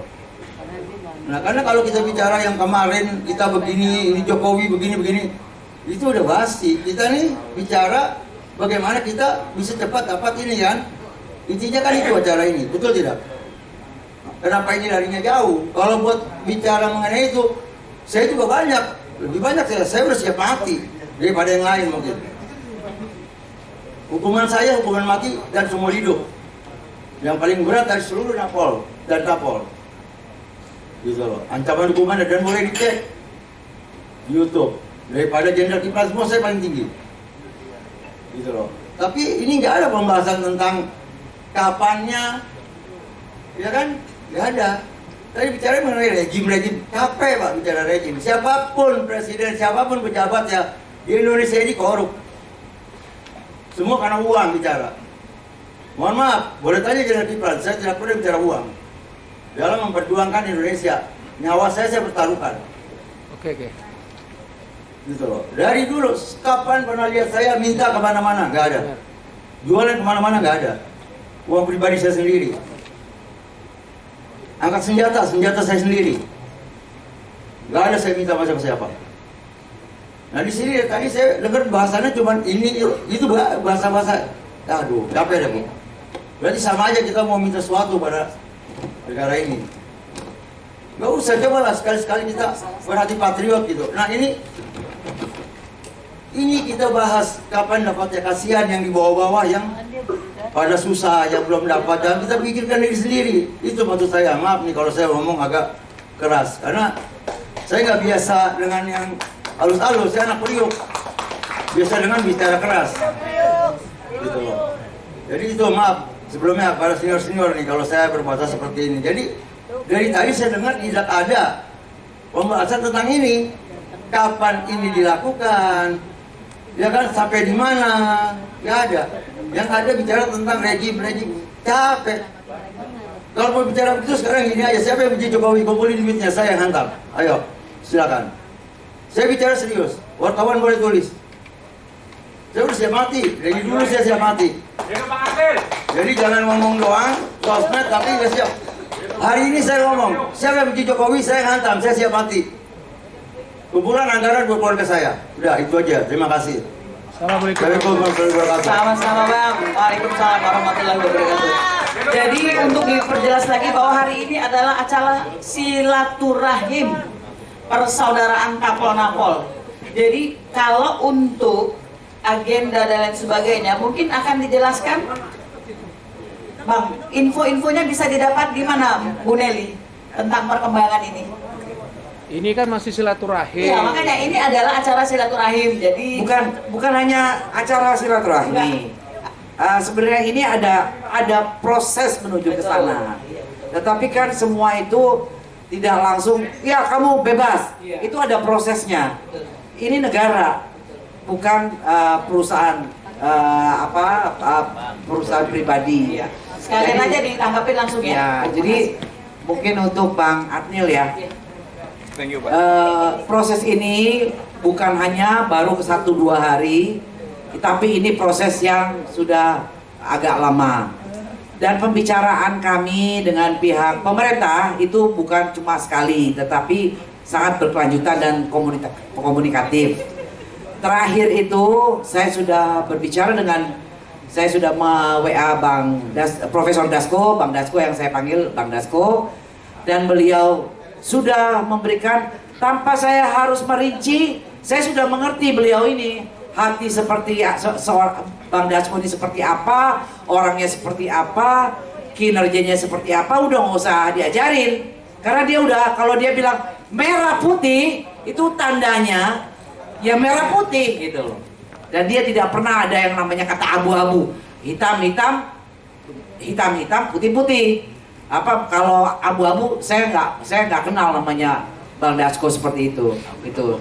Jadi kita tunggu saja, karena ini butuh proses yang selalu, kan semua ada mekanismenya, melalui dari Kementerian Hukum dan HAM mungkin, dan data-data kita juga diaktualisasi lagi, ada revisi, mungkin ada yang salah pasalnya. Tapi yakinlah bahwa Bapak kita Presiden Prabowo Subianto akan memberikan apa yang kita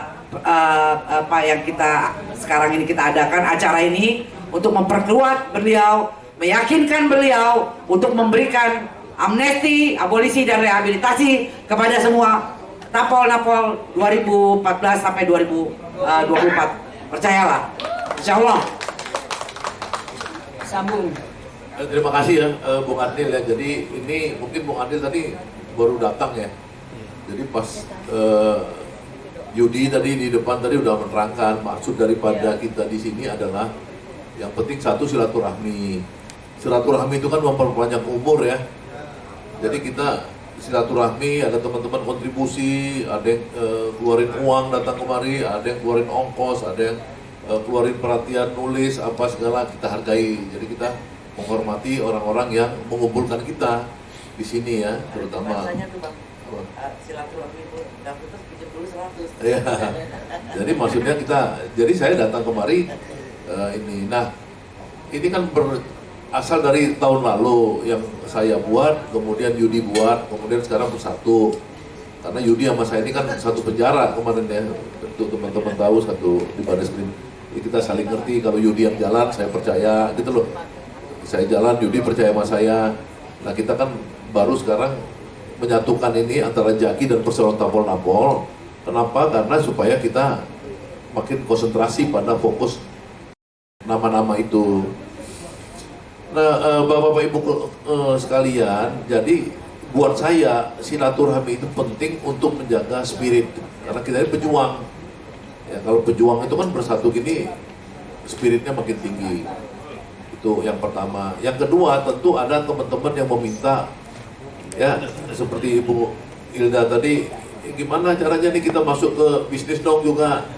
Ya, itu kita coba pikirkan. Saya dulu sama Bu Vivi coba berusaha untuk mikirin, tapi kepala saya pusing karena memang bukan orang bisnis, ya kan. Nah mungkin di sini teman saya Anton orang bisnis, dia punya restoran Padang dan mie Bangladesh sudah banyak sekali, itu bisa pengusaha. Nah ini memang ada orang tipe-tipenya, ya Hatta Taliwang senangnya catur, ya kan, nggak bisa dia disuruh selain organisir catur kayak gitu, ya kan. Jadi ada macam-macam. Kalau Mas Eko unik lagi lain. Jadi kita tetap ingin memang what next, ya kan, itu ke depan sharingnya bisa apa.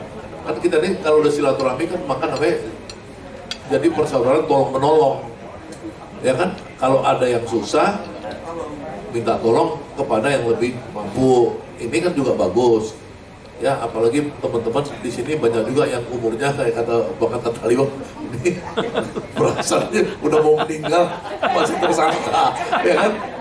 Ya kan, kita Al-Fatihah ya untuk teman-teman yang tersangka ya, udah meninggal. Ya, saya ingatkan tuh ada satu lagi Joko Edi Abdurrahman, ya itu 7 dia itu tersangkanya itu 7 Joko Edi 8 7 Joko Edi Abdurrahman tersangkanya 7, ya udah meninggal, udah wafat. Dikubur di Bu Rahmawati, Joko Edi, Lius Sungkarisma, ya udah meninggal juga. Itu teman-teman kita doakan beliau-beliau. Jadi 2 itu, 1 kita silaturahmi, 2 what next. Nah yang ketiga yang penting itu yang harusnya jadi pertama, ya kita bekerja untuk menuntut hak kita supaya kita diamnesti, abolisi, dan rehabilitasi. Ya pekerjaan ini kelihatannya sederhana, tapi sebenarnya pekerjaan ini buat orang yang bekerja. Ya ada satu lagi Jainuddin Arsad harusnya hadir di sini. Ya itu mendetailkan. Jadi teman-teman Jaki terus Jainuddin Arsad mendetailkan itu capek loh. Mendetailkan itu, ya itu loh. Kalau kita cuma ngasih gelondongan ke pemerintah, dia kan nggak ingat-ingat lagi kasusnya. Kasus Firja Hussein apa coba? Anton baru nanya lagi tadi. Ingatin bang, iya makanya makar kan. Tapi apalagi pemerintah, kan dia pengen tahu. Makanya Jaki dan teman-teman membuat nama Hatta Taliwang, pasal berapa, kasus berapa, ya kan? Habib Rizik mungkin pasalnya ada 20, ya kan? Itu kan harus diteliti, kita cari, kita Google, kita ini. Jadi ada 3 hal. Jadi buat Pak Adnil tadi, terima kasih kritiknya, tapi kita ini bukan saya atau Pak Yudi itu lebih hebat dari kalian. Enggak, saya juga nggak mau di depan, kalau mau digantiin silakan. Ya, jadi kita bukan orang yang diminta pertanggungjawaban buat acara ini. Sekali lagi bukan. Saya sama Yudi ya dan teman-teman tentunya yang mau sponsori acara ini berinisiatif membangun 3 hal tadi. Silaturahmi, ya kemudian memikirkan masa depan kita, yang terus habis itu supaya kita dapat amnestinya, kita kejar, ya itu. Dan saya kan juga konsisten teman-teman untuk melihat saya dalam isu ini tetap menyuarakan, baik podcast ya. Kalau lihat podcast saya menyuarakan terus. Ini bagian upaya aja. Kalau Pak Prabowo kemudian belum, saya sabar, karena kan tidak gampang buat Pak Prabowo nendang pantat Jokowi keluar dari lingkaran kekuasaan dia. Dia kan orang Jawa, nggak kayak kita orang seberang. Kalau kita orang seberang, injak langsung tuh Jokowi mati gitu. Kalau presiden, you know. Kalau orang Jawa kan dia mesti apa? Ya gitu, pelan-pelan, alon-alon asal pelakon gitu kan. Itu ya mungkin yang buat Adil ya. Saya pikir nih udah selesai kali ya. Kita tinggal silaturahmi aja. Daripada kita ada tanya jawab lagi, kita mending sambil makan sambil ini kan. Terima kasih. Yuk. Ada lagi yang mau ditanggapi nggak, Bang? Saya pikir nggak usah tanggapin. Nggak usah ya, baik. Selesai lah. Kalau begitu kami undang ke depan untuk testimoni satu lagi Bang Roni Hasibuan. Ya, Assalamualaikum warahmatullahi wabarakatuh. Waalaikumsalam. Ya, terima kasih atas ini diundangnya kami wakil dari 212 untuk testimoninya. Ya, waktu itu kami memang berada di 212 banyak melihat kejadian-kejadian yang sangat brutal. Jadi memang itu yang di luar nalar kita lah, ada penyiksaan dan juga penyidik juga seperti itu, dan juga ada di sini korban ini juga ada ini kawan kita Hamdan. Jawab kemarin Dan. Coba ke depan aja sekalian deh. Ya. Coba ceritakan bagaimana kejadiannya. Biar dibikin. Kalau gitu naik panggung. Bang, naik panggung aja Bang, biar lebih kelihatan. Bang. Berdiri di belakang di panggung. Nah. Assalamualaikum warahmatullahi wabarakatuh. Merdeka! Perkenalkan, saya Hamdan Hilmi, korban tragedi berdarah 21-22 Mei tahun 2019 di Bawaslu. Di mana waktu itu saya mengalami babak belur, berdarah, mengalami beberapa jahitan dan cambukan-cambukan berupa dari pentungan yang hitam dan song-song yang warnanya merah. Pelakunya siapa? Pelakunya Brimob. Itu penting itu. Itu yang penting. Itu saya jujur aja, pelakunya Brimob, di mana saya mengatakan takbir dihajar, takbir digetok, takbir dihabisin. Itu. Sidang Pak, sidang. Sidang. Saya diseret, dimasukin ke mobil, ditusuk-tusuk. Pakai tongkat itu. Waktu itu tak Brimob, tak tim penebalan menusuk-nusuk saya dari luar mobil. Pokoknya saya Itu nggak ada rasa kasihan Bang Brimob ya Bang? tidak ada peri kemanusiaan. Pokoknya di waktu itu saya habis dihitung itu sama teman-teman saya itu punggung itu kurang lebih 37 bekas-bekas sayatan punggung. Di kepala saya depan, belakang semuanya habis. Pokoknya muka itu udah bonyok lah, bukan manusia, nggak ada peri kemanusiaannya waktu itu. Nah, alhamdulillah ketika saya mengalami istirahat di sebuah hotel yang katanya dingin berbintang 5 gitu. Betul. Saya ketemu dengan abang-abang saya ini yang membantu saya, mensupport saya sehingga saya bisa berdiri di sini, dan alhamdulillah semuanya menyambut dengan baik. Semoga kedepannya bisa continue dan bisa bertahap dan membuat Indonesia adil, makmur, dan sejahtera. Begitu dari saya. Wassalamualaikum warahmatullahi wabarakatuh. Merdeka! Ini salah satu dari korban juga security Sarinah, Mas Madun. Assalamualaikum warahmatullahi wabarakatuh. Merdeka!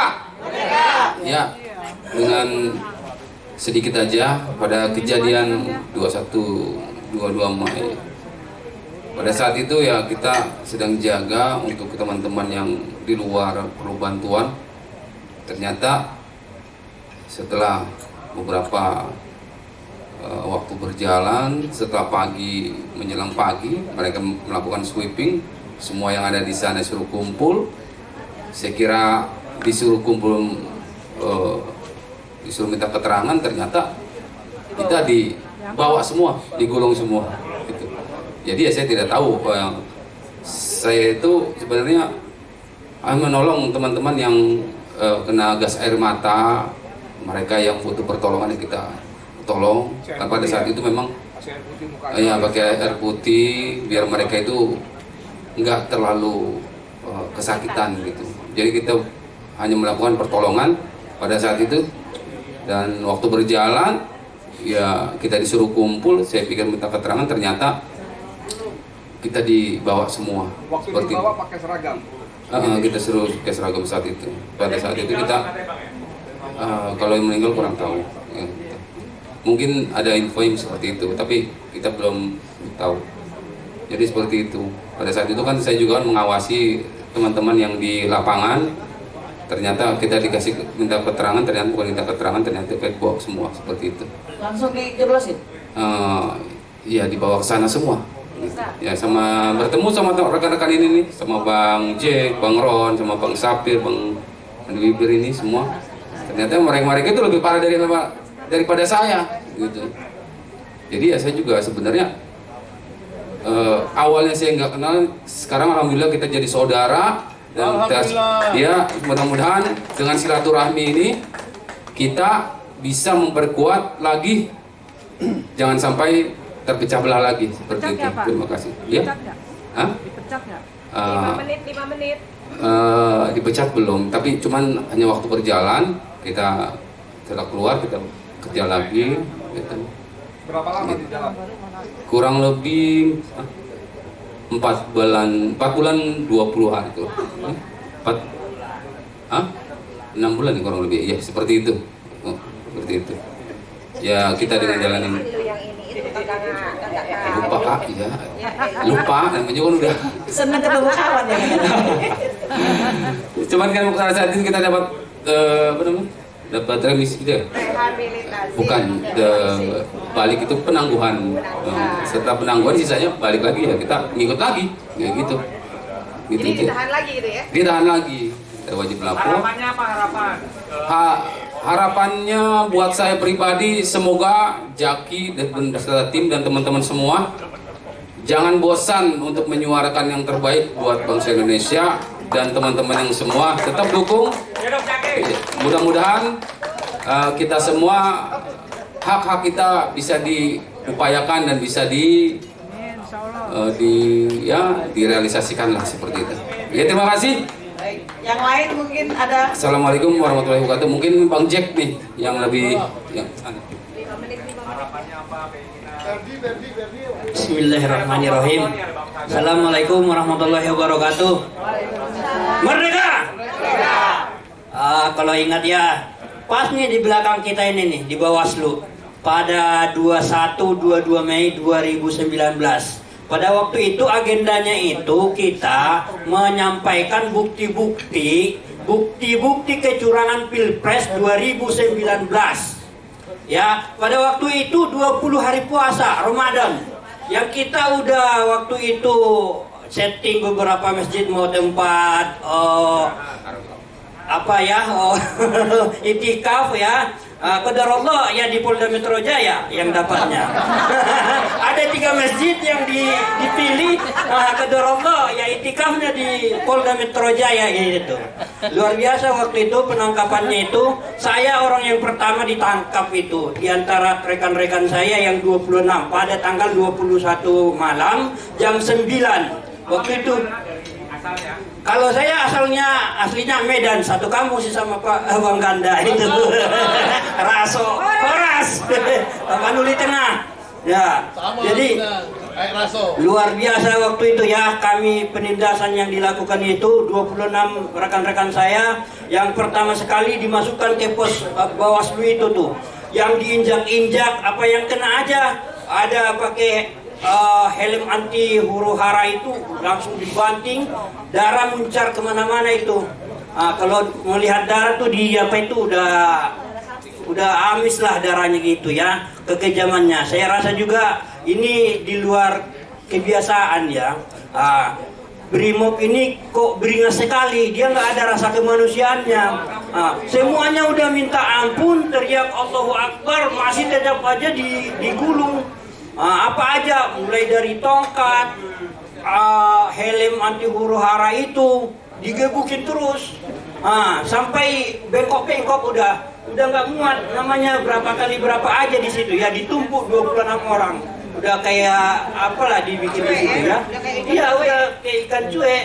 Semuanya udah ada yang nggak kelihatan matanya, ini bonyok, ini kepalanya pecah, ya. Ada yang diseret-seret, ada namanya Yusuf di situ ya. Ini punggungnya ini habis semua dikikis. Jadi 2 orang brimob itu kakinya satu-satu diseret itu pakai jalan kaki sampai berapa meter tuh, sampai terkelupas semua itu apanya, punggungnya.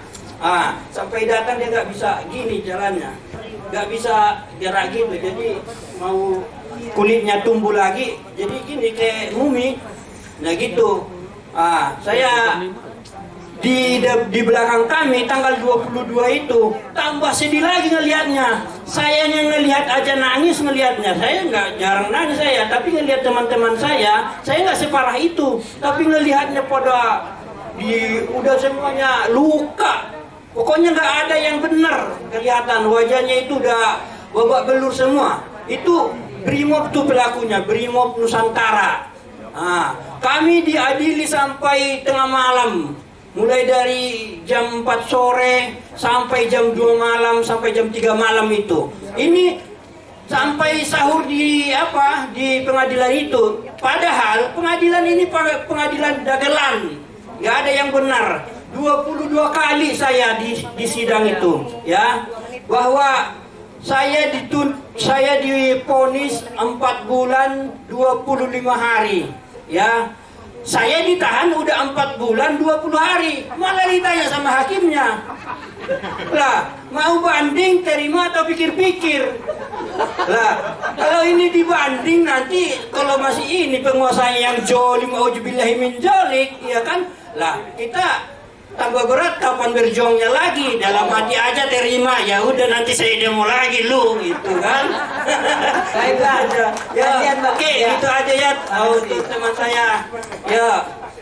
Assalamualaikum warahmatullahi wabarakatuh. Nah, 2 menit ya. 2 menit. Assalamualaikum warahmatullahi wabarakatuh. Perkenalkan, nama saya Ferdiansa. Kalau mau juga sampai mati ya. Kita ini korban 21-22 Mei.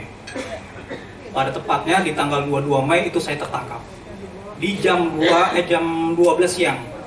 Di jam 12 siang di daerah Gambir menuju Bawaslu. Dari situ saya pribadi ditangkap dari jam 12, penyiksaan yang luar biasa sampai saya ditelanjangi. Iya, saya dipukulin pakai namanya itu tongkat, dicemplungin di dalam kolam. Di dalam kolam itu kita kurang lebih ada sekitar 40 orang dengan kolam ikan yang kecil, ukurannya harus masuk semua. Di situ setiap orang yang kepalanya nongol dari air itu dipukulin. Itu termasuk saya. Jadi kita mau nggak mau harus nyelam. Kalau kita kepala kita nongol, dipukul. Ya, itu di jam 12 siang itu. Di jam 12 siang. Sampai jam 3 kami disiksa dengan luar biasa. Saya pribadi dilakban, diikat, dikebukin, diinjak-injak sama dia sampai mata kaki sampai leher saya ini biru semua. Nggak ada namanya ini nyampe muka ya, biru semua. Bonyok dan hancur lah. Ditambah lagi kita masuk dalam Polda. Ya, di penyidikan itu dari kita dimasukin jam 3 sore sampai maghrib itu kita disiksa luar biasa. Benda apapun masuk, namanya dari tongkat, rokok, setruman, sampai badan saya masuk linggis. Demi Allah, sampai sekarang tulang saya masih berasa. Sampai sekarang, setiap saya dikerok lah kalau masuk angin, ini masih berasa. Itu sampai maghrib kita disiksa. Selesai maghrib kita dikasih makan, disiksa lagi. Dan satu yang paling saya ingat, kamu saya gebukin nggak mati-mati. Gondrong, kamu saya gebukin nggak mati-mati. Di situ saya disiksa sampai tidak bisa berdiri. Kita dikasih makan, selesai dikasih makan, digebukin lagi sampai muntah lagi. Dan paling saya sedih nih, merinding saya nih. Iya, saya dipaksa untuk mengakui bahwa dalang ini Prabowo.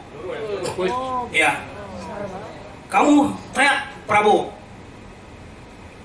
Kalau nggak teriak, kamu tanggung sendiri resikonya.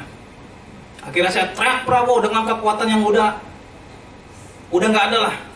Saya teriak, bagi mereka belum digebukin lagi. Akhirnya kurang lebih 4 kali saya teriak, baru hidup Prabowo gitu kan, hidup Prabowo, baru dia. Oh, hidup Prabowo. Ya, hidup Prabowo. Tapi dia dengan catatan ya. Kamu bela Prabowo, emang Prabowo kasih makan apa buat kamu? Prabowo presiden. Iya, emang Prabowo kasih makan apa buat kita? Emang kasih makan apa buat kamu? Kasih makan apa? Ini Presiden Jokowi. Iya. Kamu seharusnya hidup Jokowi, bukan Prabowo. Tito ya, Tito ya. Tito. Kapolanya Tito. Ya, betul. Nah, dari habis maghrib itu masih disiksa sampai jam 10 malam. Jam 10 malam, jam 9 lah kalau nggak salah, jam 9 saya terakhir nggak bisa berdiri sama sekali. Karena saya hantam tulang ekor saya ini sampai nggak bisa berdiri. Terakhir saya itu dibawa pakai kursi roda. Kursi roda. Ya, sampai muka ini udah tidak berbentuk apapun. Makanya kawan-kawan 21 di rumah ini hampir rata-rata mukanya tidak berbentuk. Semua, entah itu kepala bocor, entah itu badan yang contoh kayak abang ini, bonyok, bocor-bocor, badan juga hancur, kulit melupas. Semua kami lebih dibuat seperti binatang dan maling, seperti lebih kejam, itu lebih parah dari mereka. Padahal kami ini bukan koruptor, bukan maling, bukan teroris, tapi kenapa kami dibuat seperti itu? Gimana rasanya? Aku tidak kuat lagi, jujur, untuk mengingat momen itu, karena bagi kami itu yang tidak manusiawi. Jujur, secara ekonomi hancur. Semua rata-rata ada yang namanya dicerai istri, dipecat dari kerjaannya. Pribadi ada sampai sekarang. Makanya kawan-kawan yang kita hubungin ada yang seperti ketakutan, takutnya diapa-apain lagi atau apa. Kita ini berjuang sekarang zaman Presiden Prabowo. Baik, benar. Saya jujur sudah. Ini akan jadi masukan untuk Jaki, betul. Bang Yudi, ya, saya udah gak kuat jujur. Ya, paling saya akhiri. Wassalamualaikum warahmatullahi wabarakatuh. Waalaikumsalam warahmatullahi wabarakatuh. Terima kasih banyak Abang-abang. Silakan kembali ke tempat. Kami undang ke depan Ibu Ina Yuniati. Ini dia nih. Iya, silakan. Dia. Oh gitu. Hah? Oh, betul. Sudah ya. Assalamualaikum warahmatullahi wabarakatuh. Saya cuma menambahkan aja, kalau testimoni semuanya sudah disampaikan oleh kawan-kawan kita, saya hanya menyampaikan terima kasih saja. Di sini semuanya kawan-kawan sama-sama tahanan politik, napol-napol. Terima kasih untuk kehadirannya. Saya hanya menyampaikan terima kasih kepada Jaki yang sudah menerima saya dalam perjalanan tapol-napol ini. Juga Pak Eko selaku inisiator. Inisiator juga ada Bang Syahganda, ada Bang Jumhur yang selama ini mensupport. Terutama yang mensupport saya ini adalah Jaki. Bagaimana tapol-napol ini berjalan sampai titik sekarang. Itu adalah saya datang kepada Jaki. Waktu itu saya sendirian. Di saat saya sedang hot-hotnya mendata, saya itu ditinggalkan sendirian. Saya jalan sendirian. Sampai sekarang di sini keluarga kami sekarang ini datang. Jadi saya ucapkan kepada inisiator-inisiator saya yang mendukung selama ini, ada Bang Syahganda, ada Pak Eko nomor 1. Pak Eko sangat tahu sekali perjalanan saya bagaimana untuk mengumpulkan tapol-napol ini, perjalanan tapol-napol. Kedua adalah Jaki, ketiga adalah Pak Kiflan Jen, dan yang ketiga juga ada Abang Ita, Abang Hatta Taliwang. Ini juga mensupport saya perjalanan ini sampai di sini.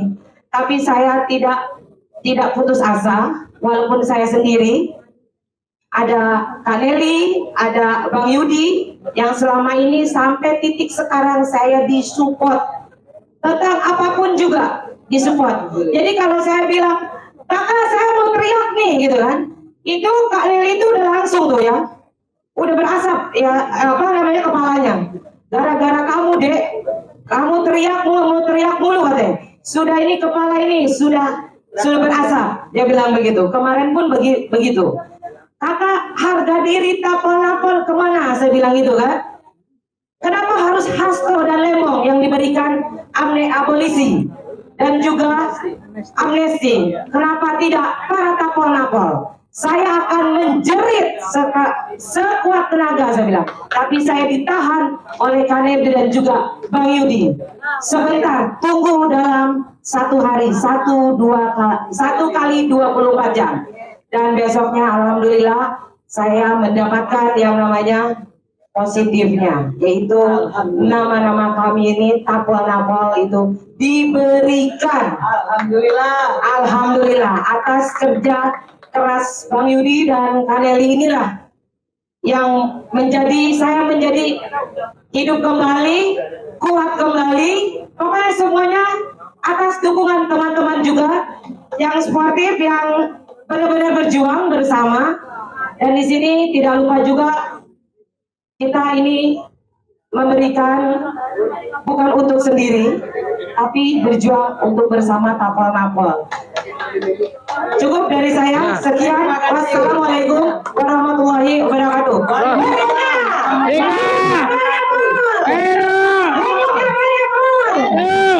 Rehabilitasi berjalan, insya Allah rehabilitasi kita menang. Itu dari intinya ya. Assalamualaikum warahmatullahi wabarakatuh. Waalaikumsalam.